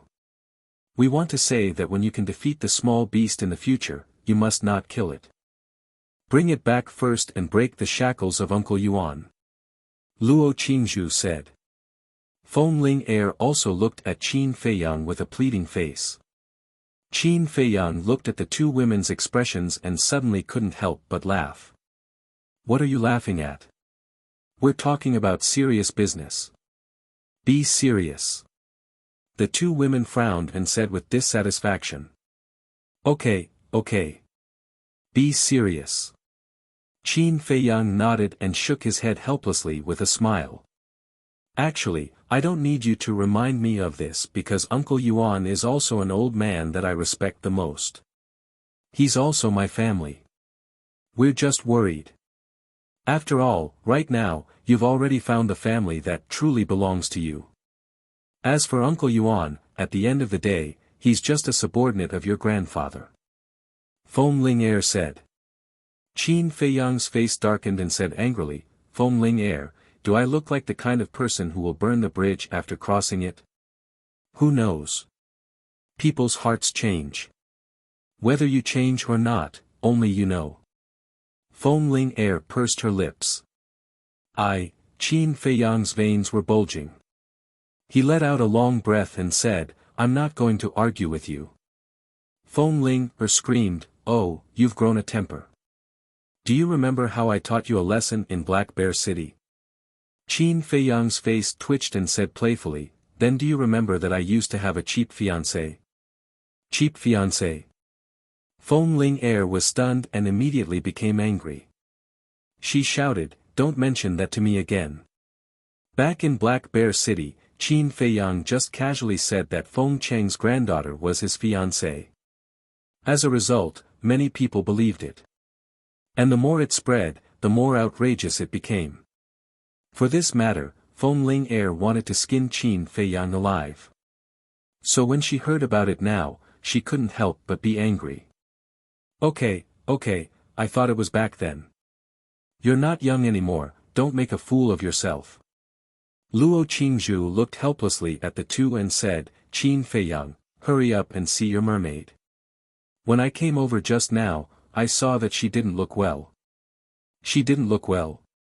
Qin Feiyang was taken aback. He looked up at the mermaid princess standing in the village, and then ran towards the village. Feng Ling Air shook her head and said with a smile, this guy, it seems that he is really tempted. Such a beautiful and well-behaved woman, let alone him, if I were a man, I would also be tempted. Luo Qingzhu said. Qin Feiyang suddenly stopped, turned his head to look at the two women, and said, by the way, have you decided not to go to the miracle? Not going. You know my situation. My parents have been separated since I was a child, and I have the same surname as my mother. Now that they have finally reconciled, I have to accompany them. Luo Qingzhu said with a smile. Feng Ling Air said, me too, I have to accompany Grandpa. I really envy you. Qin Feiyang smiled, then turned and rushed towards the mermaid princess. When the mermaid princess saw that Qin Feiyang had returned, she quickly tidied up her face and wiped the tears from the corners of her eyes. What's wrong? Who bullied you? Qin Feiyang stepped forward and asked suspiciously. No. I just thought that I would suddenly have to be separated from my father, and I felt a little uncomfortable. The mermaid princess concealed the panic in her heart and smiled. Is that so? Qin Feiyang said. Yes. The mermaid princess lowered her head and nodded. Qin Feiyang shook his head, stretched out his hands, and hugged the mermaid princess into his arms, and said with a smile, silly girl, do you think I don't know what you are thinking? Don't worry, in this life, other than you, there will be no other woman in my heart. When the mermaid princess heard this, she could not help but quietly shed tears. Actually, it's all Lu Zheng and the white-eyed wolf's fault. They said that Sister Qingzhu likes you, and Sister Ling has a crush on you.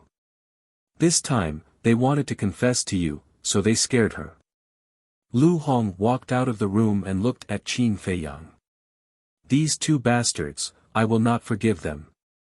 A row of black lines appeared on Qin Feiyang's forehead. He knew that things were not so simple. You don't have to worry about Lu Zheng. I have already made him kneel on the washboard and face the wall to reflect on his mistakes. As for Brother Wolf, you really need to teach him a lesson. Lu Hong said helplessly.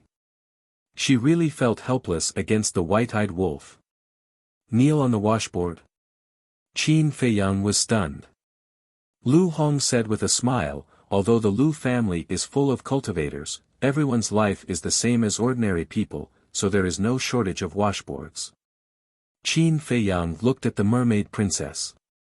The two of them looked at each other, and in the end, they could not help but laugh. A dignified man, and a fake god, actually had to kneel on the washboard. This guy was really pitiful. Little girl, let's go, let's gloat and vent your anger for you. Qin Feiyang grabbed the mermaid princess and ran excitedly into the room. Chapter 1912. Each and every one of them is just a bunch of kids who never grow up. Seeing this, Lu Hong shook her head and sighed. Then, she turned to look at the inner room and said coldly, don't get up without my permission. After that, she left.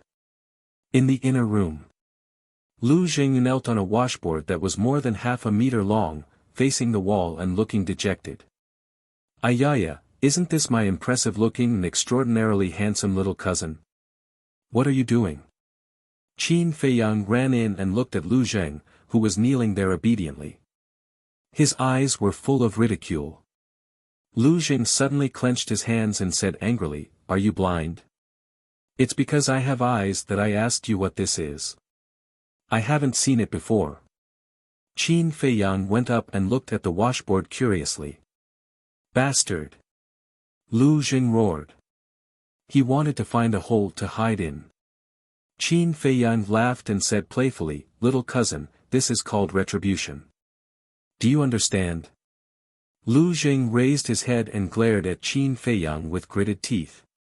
But suddenly, he hugged Qin Feiyang's thigh and cried with snot and tears, "Little cousin, I beg you, take back the dragon vein sword." "Why? Did the dragon vein sword offend you?" Qin Feiyang was puzzled. "The dragon vein sword didn't offend me. But Hong Er threatened me with the dragon vein sword when she got angry. How am I going to live in the future?" Lu Zheng wailed. "How you live is your business. I won't take back what I've given away." "You, don't look so wronged. Lu Hong also wants her husband to become a dragon. She's spurring you." Qin Feiyang said. "How can you spur me like that? Look at me. Where's my dignity as a man?" Lu Zheng cried. "What dignity do you have in front of your wife? Take your time to enjoy it. This is Lu Hong's love for you. Don't take it for granted." Qin Feiyang laughed mischievously and pulled the mermaid princess who was hiding at the side and laughing secretly. He turned around and left.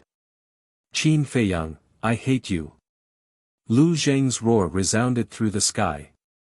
"What's that? Do you believe that I will make you kneel until tomorrow morning?" Lu Hong's voice sounded from outside.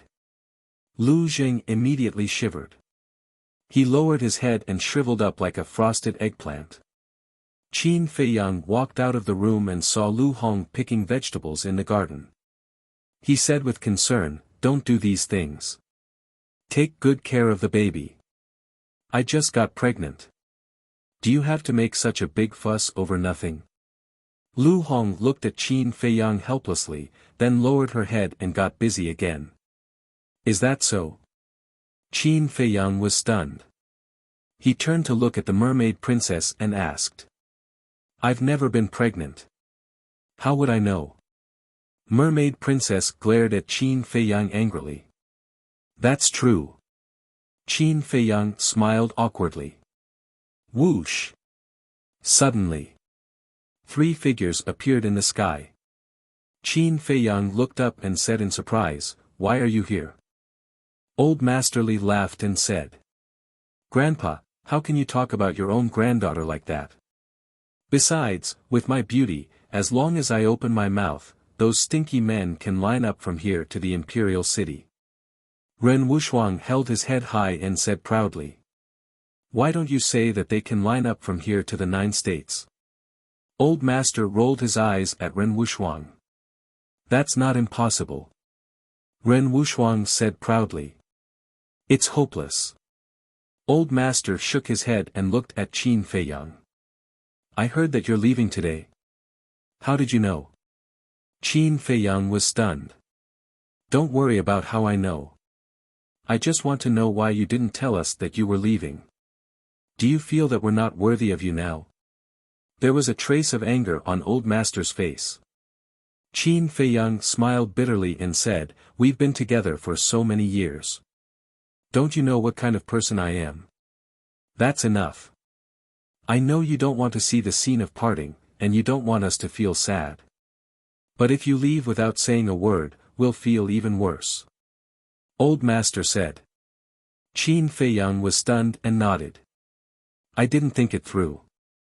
I was wrong. Well, let's go and have some tea with your second grandpa and the others. You young people can play around." Old Master smiled and turned to leave with Ren Duxing. After Old Master and Ren Duxing left, Qin Feiyang looked at Ren Wuxuang and said with a smile, "Sister, congratulations. You've finally reunited with Uncle as you wish. It's all your credit. I won't forget it. But to be honest, I've been waiting for this moment for a long time. Ren Wuxuang sighed. Qin Feiyang asked, what about in the future? In the future, Ren Wuxuang pondered for a while and said with a smile, of course, I'll be filial to father and grandpa. Filial to father and grandpa, Qin Feiyang murmured and sighed, to be honest, I envy you. You can stay with your loved ones all the time. Ren Wuxuang said, as long as you can let go of everything, you can do it too. It's easier said than done to let go. Qin Feiyang shook his head. I don't know how to enlighten you, nor do I have the ability to help you. I can only say one thing. No matter where you go, you have to protect yourself. Ren Wuxuang said. Thank you. You'll always be my sister. After Qin Feiyang said that, he added, cheap sister. Brat. Ren Wuxuang raised her slender arm and knocked hard on Qin Feiyang's head. However, her eyes were full of doting. All along, Qin Feiyang had been like a younger brother in her heart. Looking at her younger brother, who was so responsible, she felt gratified from the bottom of her heart. Young master. Boss Qin. Master. At this time, more figures descended in the sky above the courtyard. Qin Feiyang looked up and glanced at the familiar faces. He smiled helplessly and said, you're all here. Among these people, there were Yan Wei, Wang Yangfeng, Wang Xiaojie, Qin Chen, Ling Yunfei, Zhao Shuanger, Fatso, Pei Yi, Gong Sun Bei, Wang Zicheng, and so on. Yan Wei said angrily, you're still hiding so many important things from us. Young master, you're not being honest. Soon. Another group of people rushed over. Tan Tai Li, Yi Shu, the monkey-faced old man, the hook-nosed old man, Emperor Hong, Elder Qin, Sun Dehai, Li He, Jiang Jingyi, Yan Nanshan, the mermaid emperor, and so on. Qin Feiyang said suspiciously, I'm a little puzzled. How did you get the news? Brother told them. The white-eyed wolf's voice sounded. Qin Feiyang looked up again and saw the white-eyed wolf flying over with Zhao Tailai and a group of beasts. There were Blood Kirin, Thunder Leopard, Seal, Black Dragon Snake, Golden Wolf King, Crocodile Emperor, Winged Snow Eagle, and so on. Zhao Tailai and the others had been traveling in the imperial capital for the past 6 months. Originally, Qin Feiyang wanted to wait until he left before informing them. In the end, he didn't expect the ingrate to call all of them over. This was good too. After all, as the old man said, leaving without a word might make everyone feel worse. It was better to have a good night's gathering and set off for the miracle site tomorrow morning. In that case, White-Eyed Wolf, I'll have to trouble you a little more. Go and call Lu Yun, Ji Shui, the commander of the Kirin army, Li Ji, Elder Wan, and the others over. And Uncle Yuan. In short, call anyone who has a good relationship with us over. Qin Feiyang said. All right. The white-eyed wolf yelled, then turned around and disappeared like a flash of lightning. Peak M. Chapter 1913. On this day, Qin Feiyang did not leave the village at all, accompanying his family and friends. Everyone seemed to have forgotten about the matter of parting and did not mention it again. Because they did not want to be sad and did not want to ruin the atmosphere. At night, in the center of the Lu family village, a bonfire burned, illuminating the surroundings. Everyone gathered around the bonfire. The children sang and danced, the adults chatted and drank, and the laughter continued. Happy times were always short. The night passed. The horizon gradually turned white. Rays of sunlight shone down, and everything began to wake up. At this moment, everyone put down the wine cup in their hands, lowered their heads, and fell silent. The entire village gradually fell into a deathly silence. Qin Feiyang glanced at everyone, his eyes filled with the sadness of parting. A moment later, he grabbed a wine jar, raised his head, and took a big gulp. He stood up and bowed, and said word by word, "To be able to have all of you is the fortune of my life, Qin Feiyang. Thank you all for accompanying me all this time. From now on, no matter where I, Qin Feiyang, go, I will never forget all of you." Everyone raised their heads and looked at Qin Feiyang, their eyes filled with tears. "Thank you. Thank you so much. You will always be the people I care about the most, and Great Qin will always be my home. Everyone must take care and wait for my return." After Qin Feiyang finished speaking, he shouted, "Chui Li, old Zhao, give me the 10,000 beasts diagram and the ancient pagoda." Chui Li and Zhao Tailai stood up and walked in front of Qin Feiyang. The 10,000 beasts diagram and the ancient pagoda immediately appeared out of thin air. Qin Feiyang directly erased the blood contract inside, and then took out the divine phoenix blade. "Mother, the 10,000 beasts diagram is for you." Qin Feiyang waved his hand, and the 10,000 beasts diagram flew in front of Lu Qiuyu. "Yan Wei, the divine phoenix blade is for you." Qin Feiyang waved his hand again, and the divine phoenix blade also flew in front of Yan Wei. "Wang Yangfeng, the ancient pagoda is for you." As his voice fell, the ancient pagoda also flew in front of Wang Yangfeng. "Feiyang, young master, however." Lu Qiuyu and the other two turned a blind eye to the 10,000 beasts diagram, divine phoenix saber, and ancient pagoda. They stared at Qin Feiyang without blinking, afraid that they would miss something. Tears blurred their vision. Qin Feiyang glanced at them one by one and shouted, "Let's go." A portal opened. Qin Feiyang resolutely turned around and stepped into the portal. "Feiyang, you have to take care of yourself. You must come back. We will always be waiting for you at home." Just as Qin Feiyang turned around, Lu Qiuyu's heart-wrenching voice rang out. Qin Feiyang's heart ached. Tears welled up in his eyes uncontrollably. But he didn't turn around. He was afraid that if he turned around and saw those reluctant faces, he would not be able to resist staying. "Father, uncle, auntie, take care of yourselves." The mermaid princess bowed deeply and turned to enter the teleportation gate.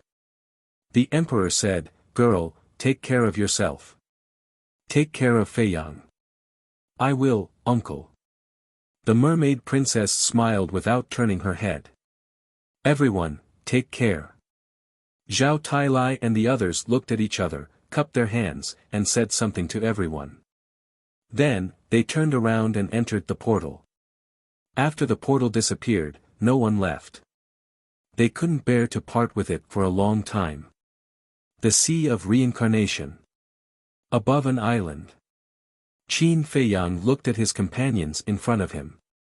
This time, in addition to the mermaid princess and the white-eyed wolf, Tang Hai, Zhao Tailai, Chui Li, the blood Kirin, the golden panther, the willow tree, and Yu Huang had followed him into the miracle.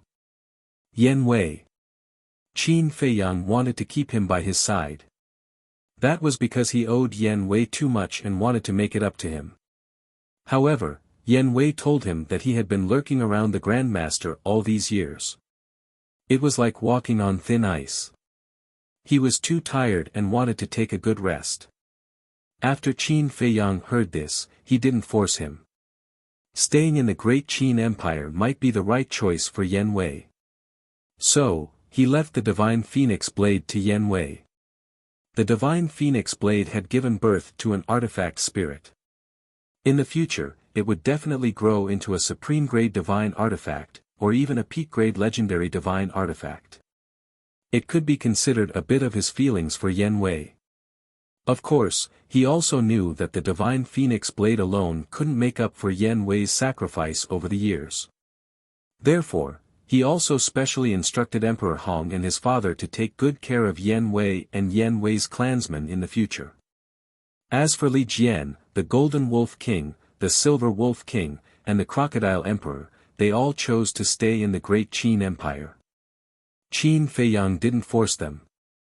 After all, he had said from the beginning that he respected everyone's opinions. Moreover, Li Jian, the crocodile emperor, and the other beasts staying in the great Qin Empire also relieved him of his worries. This was because Li Jian, the crocodile emperor, and the other beasts were his most loyal subordinates. Moreover, they had all opened the door of potential and stepped into the false god realm. Their future achievements were limitless. With them around, it was enough to protect the future generations of the great Qin Empire. As for Wang Zicheng, Big Barbarian Bull, Spirit Queen, Viper, Dan Wangkai, and the 6 elders, they all chose to return to the Forgotten Continent to assist Gongsun Bei. Actually, Qin Feiyang also understood in his heart. Whether it was Yan Wei, Li Jian, or the others, they didn't want to be a burden to him. Because in their opinion, no matter how hard they worked, they wouldn't be able to catch up to Qin Feiyang. The gap in strength would only get bigger and bigger.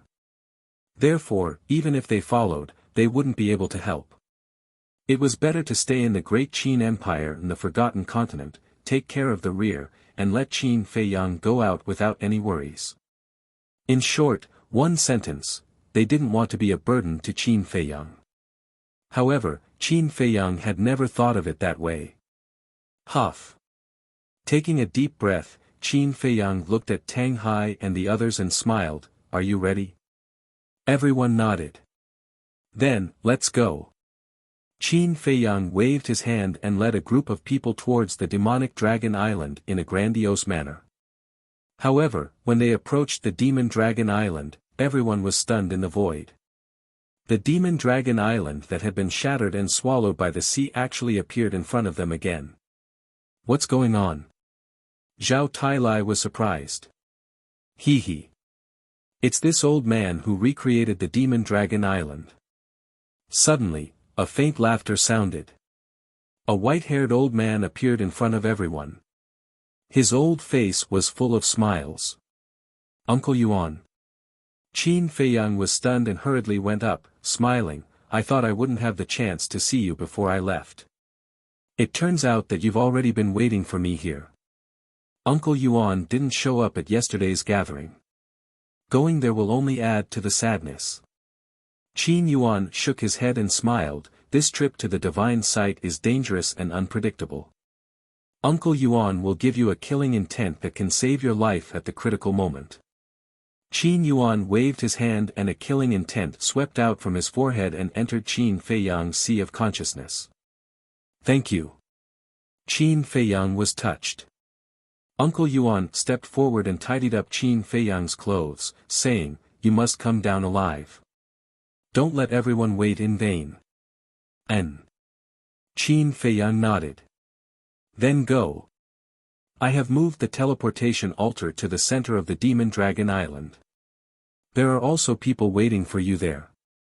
Uncle Yuan smiled. "Who is it?" Qin Feiyang was suspicious. "You'll know when you get there." Uncle Yuan smiled slightly. "Then I'll take my leave. In the future, I'll have to trouble Uncle Yuan to take care of my mother and the others." Qin Feiyang said. "You left behind so many subordinates, do you still need me to take care of them?" Uncle Yuan was helpless. "Isn't this because you are more reliable?"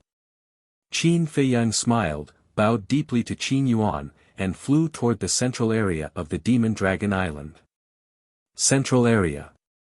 In a valley. A blood-colored altar was located in the middle of the valley. Beside the altar stood a man and a woman, as well as a beast several meters long. The beast was shaped like a big dog, with blood-red hair all over its body and 6 heads on its shoulders. Obviously, it was the Cerberus. With the Cerberus here, the man's identity was naturally revealed. Tan Wu. The woman looked to be in her 20s, wearing a long white dress. Her black hair was like a waterfall. She stood silently beside the altar with a trace of melancholy in her eyes. This person was Lin Yi. When Qin Feiyang and others found the valley and saw Lin Yi and the Cerberus, they couldn't help but look stunned. Tan Wu looked up at everyone. Finally, he looked at Qin Feiyang and smiled, "Brother Qin, I have been waiting here for a long time." Qin Feiyang landed next to the altar and said in surprise, "You and the Cerberus are going to the miracle too? Why? Do you have a problem with it? We won't follow you." The Cerberus pouted. "Damn dog, can you be a little polite?" Tanwu glared at the Cerberus in annoyance and looked at Qin Feiyang with a smile. "Uncle Yuan asked us to go to the ancient world." "I see." Qin Feiyang nodded in realization and looked at Lin Yi again. Lin Yi was originally looking at Qin Feiyang, but when she saw Qin Feiyang looking at her, she immediately turned her head and looked away, avoiding his eyes. "Haven't you remembered yet?" Qin Feiyang asked. Lin Yi was silent, and the disappointment in her eyes became stronger. This art of indifference is too overbearing. In the past few days, Uncle Yuan has been helping her find her memory. He has tried everything, but it's useless. Tanwu sighed. Mermaid Princess stepped forward and comforted, "Don't worry. Take your time. You will definitely remember." "Thank you." Lin Yi smiled slightly and said. "Sigh." Qin Feiyang sighed. In the past, Lin Yi was such a lively and innocent little girl. But now, even if she smiled, her smile was melancholic. Qin Feiyang looked at Tanwu and asked secretly, "So, she is going to the miracle too?" "And she wants to find the demon ancestor. Because the art of indifference was given to her by the demon ancestor. The demon ancestor may have a way to recover her memory." Tanwu transmitted his voice. "I don't think the demon ancestor has a way. Otherwise, when the demon ancestor was resurrected, he would have helped Yi recover her memory." Qin Feiyang sighed secretly. Tanwu glanced at Lin Yi and said secretly, "It's better to have hope than no hope." "That's true." Qin Feiyang nodded. Tanwu said, "Then, open the altar." Qin Feiyang took a step back, and more than a dozen incarnations appeared. Divine power rolled out and poured into the altar. Buzz! The altar quickly recovered, and blood light shone in all directions. Not long after, a blood-colored light beam soared into the sky. The altar was fully activated. Qin Feiyang dispersed the incarnation, turned his head, and glanced at the sea of reincarnation. He then looked in the direction of the imperial capital and murmured, "Everyone, take care. Let's go." As his voice fell, the group stepped onto the altar one after another. Just as they disappeared and the altar was about to close, a few more figures came through the air like lightning and landed on the altar. Immediately, those figures also disappeared quickly. The altar also closed. Chapter 1914. The second level of the divine sight. The fire dragon was still napping beside the altar as usual. Suddenly, it opened its eyes, revealing a hint of surprise. The next moment, it disappeared without a trace. Above a mountain range, with Qin Feiyang as the leader, everyone stood facing the wind, looking at the void in front of them in astonishment. In front of them, there was a man, 2 women, and a beast.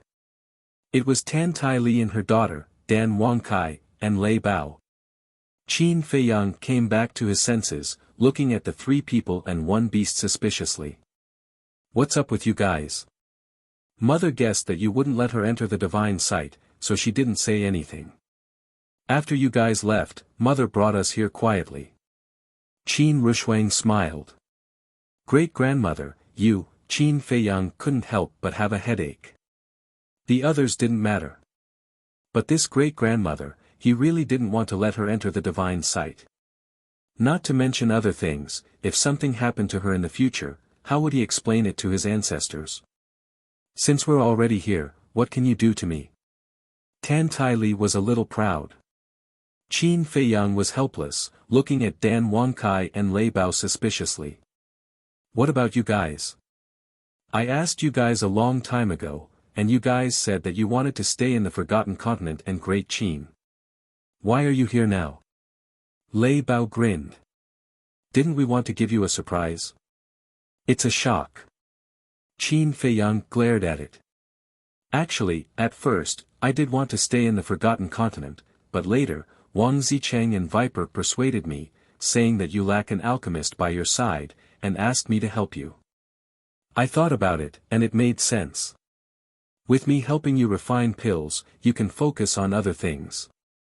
As for Lei Bao, I instigated it to come. Don't I lack a partner by my side? I think it's quite suitable. Dan Wangkai smiled. Lei Bao hurriedly said, Dan Wangkai, don't misunderstand, I haven't agreed yet. It's just a matter of time. Dan Wangkai said. Stop being so smug. I'm not interested in you at all. I just want to see the world. Lei Bao was filled with disdain. Qin Feiyang said helplessly, you guys really like to launch surprise attacks. Brother Qin, you're finally here. Suddenly, the fire python appeared and warmly welcomed Qin Feiyang. Brother Hua, it's been half a year since we last met. How have you been? Qin Feiyang was also full of smiles. The man and beast chatted for a while before Qin Feiyang pointed at Tan Tai Li and Qin Rushuang and said, Brother Hua, can you do me a favor and send them back to the Great Qin Empire? How dare you? Tan Tai Li's face darkened. Qin Rushuang also looked displeased. Qin Feiyang asked, if you all leave, what will happen to the Forgotten Continent? I've taken care of everything. Gong Sunbei has already taken office. Yi Shu and the others will do their best to assist him. Moreover, there are also outstanding youngsters like Wang Zicheng. So you don't have to worry at all. Tan Tai Li said indifferently. Qin Feiyang's face twitched.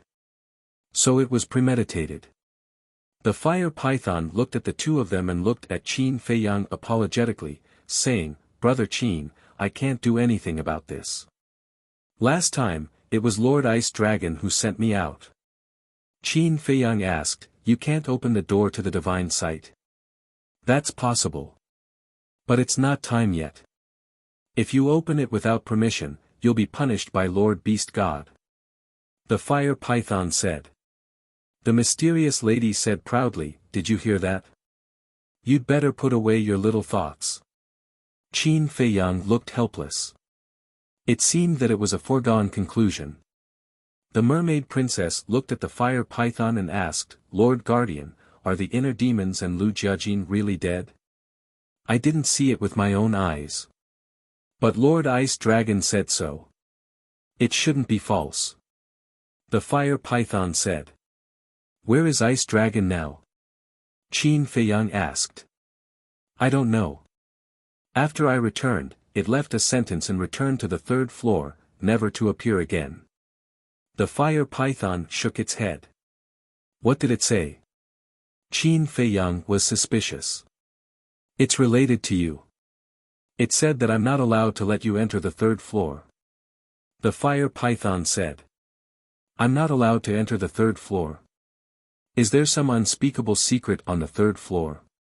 Qin Feiyang said angrily. I don't know about this, but I don't dare to disobey Lord Ice Dragon's orders, so, the fire python looked at Qin Feiyang with some difficulty. Huff. Qin Feiyang took a deep breath, suppressed the anger in his heart, and said with a smile, Brother Fire, don't worry. I won't make things difficult for you. Actually, it's not just you. I'm also very unwilling. As long as the fire dragon is not killed, I won't be able to rest in peace. The fire python sighed. Qin Feiyang said, I promise you, I'll come to you with its head sooner or later. N. The fire python nodded and said with a smile, then what are your plans now? I originally wanted to enter the third floor first to check whether the inner demons and big cousin are alive or dead. But now it seems that I can only go to the ancient world to look for my ancestors. Qin Feiyang pondered for a while and said. I can send you to the ancient world, but Brother Qin, the ancient world isn't that simple. There are too many experts there. You must be careful. The fire python warned. Thank you for the reminder. Qin Feiyang smiled gratefully. Young master, wait a moment. Did you bring the spacetime gate? Zhao Tailai suddenly asked. Yes. But I didn't bring the imitation spacetime gate. After I gave it to old Qin, I didn't take it back. Just treat it as a gift to him. Qin Feiyang said. The imitation spacetime gate is not important. Zhao Tailai pondered for a while, looked at Qin Feiyang, and said, Young master, I have a suggestion. Go ahead. Qin Feiyang said. Zhao Tailai said, we can open the spacetime gate and enter the third floor. This way, we won't be making things difficult for the guardian. Qin Feiyang was stunned. He looked up at the fire python and said, Brother Fire, do you have the coordinates of the third floor? I've only been to that hall. The fire python said. Give me the coordinates. Qin Feiyang said. That's not good. Only Lord Divine Beast and Lord Ice Dragon can open the door of that hall.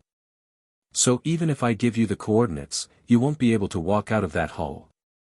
The fire python hurriedly said. Qin Feiyang clenched his hands and said, How will I know if I don't try? Are you sure? You have to understand that if Lord Ice Dragon and Lord Divine Beast know about this, I won't care about you. The fire python said in a deep voice. In other words, it was better not to take the risk and enter the ancient world first. When he was strong enough, he would come back to the third floor. Qin Feiyang pondered for a while, looked at the fire python and said, I want to take a look. You. The fire python shook its head and said helplessly, All right, I'll let you in, but you have to remember, if the situation is bad, immediately retreat. Okay. Qin Feiyang nodded. The fire python's divine power gushed out and poured into the teleportation altar. Buzz. The teleportation altar quickly recovered. Brother Fire, what are you doing? Qin Feiyang was surprised. Didn't they say to open the spacetime gate and enter? Why did they revive the altar? The fire python said with a smile, Keep your spacetime gate to save your life. Qin Feiyang said anxiously, What if Lord Ice Dragon and the others find out? How will you explain it? That's simple. After you enter, I'll destroy my Sea of Qi. At that time, if Lord Beast God and the others find out, I'll say that I was injured by you and couldn't stop you. I think at that time, at most, I'll be punished a little. I won't lose my life. The fire python laughed. Thank you, Brother Fire. Qin Feiyang bowed and was moved. This was because the fire python was risking its life with him. Go in quickly. The fire python smiled. Goodbye.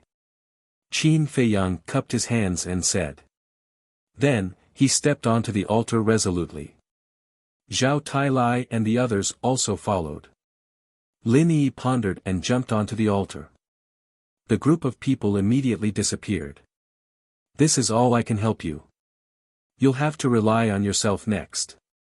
The fire python looked at the dimming altar and muttered to himself. A strand of divine power tore the scales and flesh on his abdomen. His Sea of Qi shattered on the spot. In the main hall, Qin Feiyang and the others appeared out of thin air. Just like when the inner demons first entered here, their eyes were full of curiosity and vigilance. Inside the main hall, it was empty. There wasn't even a shadow. After glancing around carefully, Qin Feiyang walked straight to the door of the main hall. The door was closed.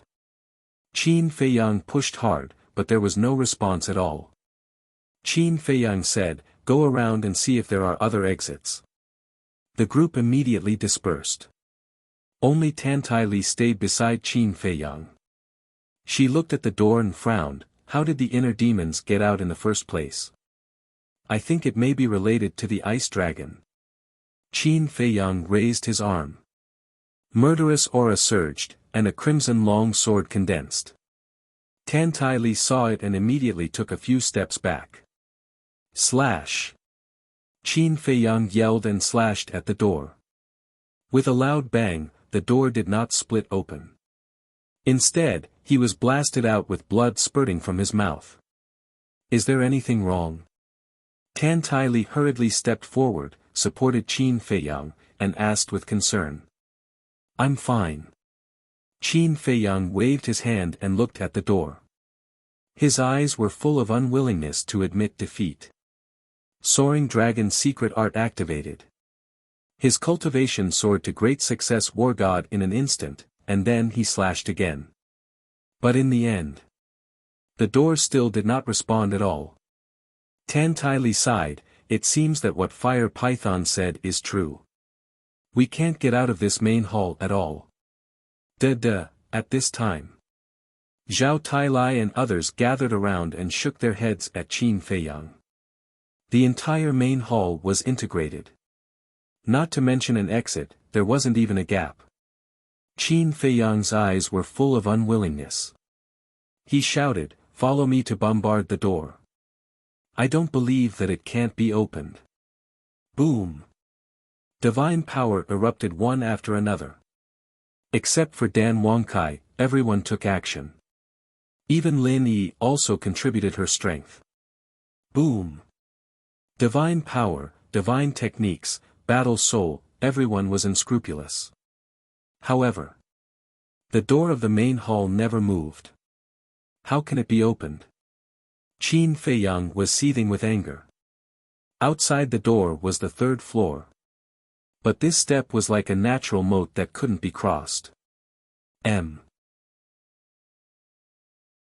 Chapter 1915. In the main hall. For a moment, there was dead silence. Everyone looked at the door with a dejected expression. Chui Li suddenly spoke, breaking the silence. Young master, try to sense here and see if you can sense the existence of the inner demons. Qin Feiyang closed his eyes. A moment later, he opened his eyes and shook his head. I can't sense it. Then what do we do now? Zhao Tailai asked. If they knew the coordinates outside, they could open the space-time gate and go out directly. But no one here had been to the third floor. Everyone fell silent again. Tan Tai Li looked at Qin Feiyang and advised, Feiyang, forget it. Listen to the Fire Python and go to the ancient world first. With such a big commotion, Ice Dragon and Small Beast did not appear. This means that they are no longer on the third floor. It seems meaningless for us to continue to stay here. Tan Wu also said. Qin Feiyang looked at the door, his eyes gloomy. Boom! Suddenly, a terrifying aura descended in the main hall. In an instant, Qin Feiyang and the others felt as if they had fallen into a bottomless abyss, their bodies cold. This aura, it's Ice Dragon. Everyone's eyes trembled as they looked up. They immediately saw a 1-meter-long ice dragon floating in the air above the main hall. Ice Dragon glanced at the group of people and sneered, Fire Python's courage is really not small. You actually dare to disobey my orders. Qin Feiyang's heart sank. He hurriedly said, this has nothing to do with Fire Python. I crippled its cultivation and entered the third floor. Is that so? Ice Dragon was stunned and asked. Qin Feiyang shouted, don't talk nonsense. Return the inner demons and Lu Jujing to me. Where did you find the courage to speak to me in such a tone? Ice Dragon's eyes turned cold. Divine power rolled out and pounced towards Qin Feiyang and the others. Bang bang bang. At that moment, the group of people flew out and smashed into the cold ground. Blood flowed all over their bodies and they looked extremely miserable. Bastard, Qin Feiyang roared. Feiyang, calm down. Tan Tai Li hurriedly grabbed Qin Feiyang. Ice Dragon mocked, that's right. Calm down and be more polite. Otherwise, all of you will die here today. What are you trying to do? Qin Feiyang said angrily. What do you want to do? Haha, this is just a game. And you're just a pawn in this game. Ice Dragon said. Game, Qin Feiyang murmured. His hands were tightly clenched together. His fingertips sank into his flesh and blood dripped down through the gaps between his fingers. The inner demons in Lu Jiajin weren't very obedient, so I killed them. Not even their bones were left. So, even if I let you enter the third level now, it's meaningless. Ice Dragon said calmly. You will pay the price. Qin Feiyang enunciated every word, his eyes bloodshot. Huh, Ice Dragon laughed and said, you're really overestimating yourself. Fine, just because of your words, I'll keep your little life first. Let's see what price you can make me pay. His expression was full of contempt. After saying that, Ice Dragon waved his claws. Qin Feiyang and the others immediately felt an invisible force shrouding them. Swish. Following closely. They only felt their bodies lighten, and then their eyes fell into darkness. Ancient realm. As usual. The dim sky, the tragic aura, and the broken earth made people involuntarily feel a sense of palpitations in their hearts. An ancient stone door stood in the middle of a dilapidated square, as if it would be blown down by a gust of wind. Swish. Suddenly. A group of people appeared on the square in front of the stone door. It was Qin Feiyang and the others. This is... Tan Wu scanned his surroundings in bewilderment. Zhao Tailai looked around, frowned slightly, and said, this is the ancient realm. What? This is the ancient realm? Tan Tai Li, Qin Rushuang, Mermaid Princess, Lei Bao, Lin Yi, Hellhound, and Tan Wu, all entered the ancient realm for the first time. Therefore, he was curious about everything here. I didn't expect this ice dragon to not kill us. Tang Hai exhaled a long breath. Chui Li said, we escaped a disaster, but I'm really worried about the fire python situation.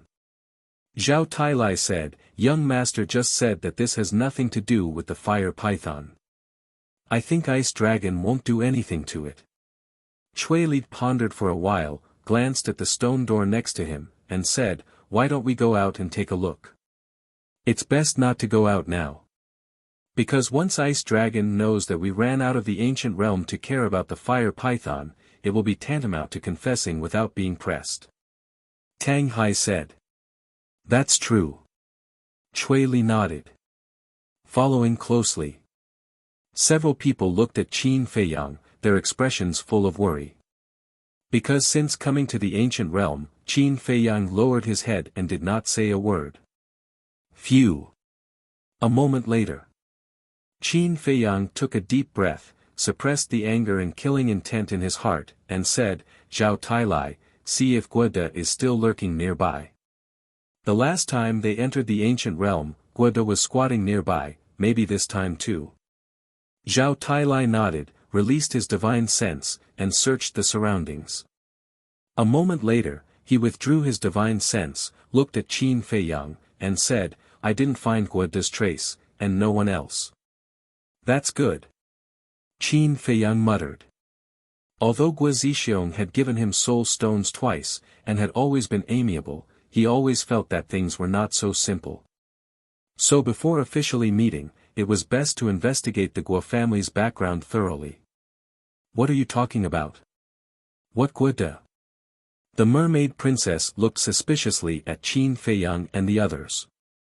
Zhao Tailai and the others' expressions suddenly became a little unnatural. One must know that in the ancient realm, Qin Feiyang still had a fiancée. Tan Wu looked at everyone at this time, cupped his hands, and said with a smile, everyone, since we have already come to the ancient realm, then we will bid farewell here. Immediately after. He looked at Qin Feiyang again and comforted, don't be too sad. After all, the road ahead is still very long. We have to go on strong. Thank you. Take care. Qin Feiyang did not stop him. Since Uncle Yuan let Tan Wu and the Hell God Hound enter the ancient realm, he must want to let the two of them play freely. Tan Wu smiled, jumped up, landed on the Hell God Hound's back, and shouted, "Damn dog, let's go." "Fuck. Am I your mount? Get down." The Hell God Hound yelled angrily. While running wildly, it bumped Tan Wu and quickly disappeared from everyone's sight. Lin Yi glanced at everyone, looked at Mermaid Princess, and said, "I'm leaving too." "You're leaving too?" Mermaid Princess was taken aback and hurriedly said, "Come with us. We can take care of each other." "Thank you." Lin Yi smiled, then left without looking back. Mermaid Princess wanted to chase, but Qin Feiyang reached out and stopped her. He shook his head and said, "Don't force it." Mermaid Princess frowned and said, "But, she obviously doesn't want to face us now. If we still force her to stay, it will only put everyone in an awkward situation. Let her be. When she recovers her memory in the future, she will come to us." Qin Feiyang said. "Sigh." Mermaid Princess sighed. "Young master." After Emperor Qin entered the third level, he inexplicably appeared in the ancient realm. "Do you think there is some connection between this ancient realm and the third level of miracle?" Zhao Tailai said. "I don't know." Qin Feiyang shook his head, closed his eyes again, and once again sensed the existence of the inner demons. He was unwilling to give up. He really couldn't accept the fact that the inner demons were dead. However, after a long time, he still couldn't sense the existence of the inner demons in the ancient realm. Mermaid Princess grabbed Qin Feiyang's hand and said, "Feiyang, don't be like this. We feel uncomfortable." "Yeah." Tan Tai Li and others also nodded. Qin Feiyang looked at them one by one. After a short silence, he lowered his head and said, "I'm sorry to make everyone worry, but it's fine now." "That's right." Blood Kirin grinned and said, "But there is one thing that I have been holding back for a long time. Now, I have to say it." "What is it?" Qin Feiyang was suspicious. "You gave away the picture of 10,000 beasts, dragon vein sword, Kirin armor, and wind moon pavilion, which weakened our overall strength by several times. In the future, if we encounter a powerhouse, what should we do?" Qin Feiyang's actions made the Blood Kirin very unhappy. Qin Feiyang was stunned. He shook his head and said with a smile, "Don't we still have the golden pearl in the space-time gate? You gave the golden pearl to the lady. Although the space-time gate can travel through the void, it doesn't have any destructive power. It doesn't help increase our combat strength at all." The Blood Kirin pouted. The lady it was talking about was not Tan Tai Li, but the Mermaid Princess. Tan Tai Li smiled and said, "It's okay. I brought the God Tower in." The God Tower. The Blood Kirin's eyes lit up. The God Tower was a legendary artifact. With this artifact guarding it, they could boldly explore the ancient realm. Chui Li glanced at the Blood Kirin and said, "No matter how strong the God Tower is, it is just an external object. Don't rely on it too much." "I agree. The most important thing is still our own strength. We have rested for so long. It's time to work hard. Young master, take us to the castle." Zhao Tailai said. Tan Tai Li turned to Qin Rushwang and said with a smile, "Rushwang, you also go into seclusion to cultivate." "Okay." Qin Rushwang nodded. Qin Feiyang looked at Zhao Tailai and the others and said with a smile, "Then you all have to work harder. Don't be left behind by me." After saying that, he waved his hand and the group immediately disappeared. Only the Mermaid Princess and Tan Tai Li remained outside. Tan Tai Li glanced at Qin Feiyang and said lightly, "Kid, don't be careless. In the castle, one day is equivalent to 1 year. They are not mediocre people. If they are not careful, they may catch up with you or even surpass you. It would be best if they could surpass me. However, without the Soul Stone, even with the castle, it will not be easy for them to break through. After all, at the War God realm, every step forward is very difficult. Qin Feiyang said. So, the most important thing now is to find the Soul Stone? Tan Tai Li asked. Qin Feiyang said, not only do we need to find the Soul Stone, but we also need to find the God tactics. Other than Tang Hai and the Blood Kirin, the others lack powerful God tactics. Tan Tai Li sighed and said, I don't care about the rest. I just hope that we can find clues about your ancestor as soon as possible. We will. Qin Feiyang smiled. The reason why Tan Tai Li and Qin Rushuang had entered the ancient realm was to find the whereabouts of their ancestor. However, they had to be mentally prepared in advance. After all, their ancestor had disappeared for so many years. It would not be easy to find him. Literature Museum.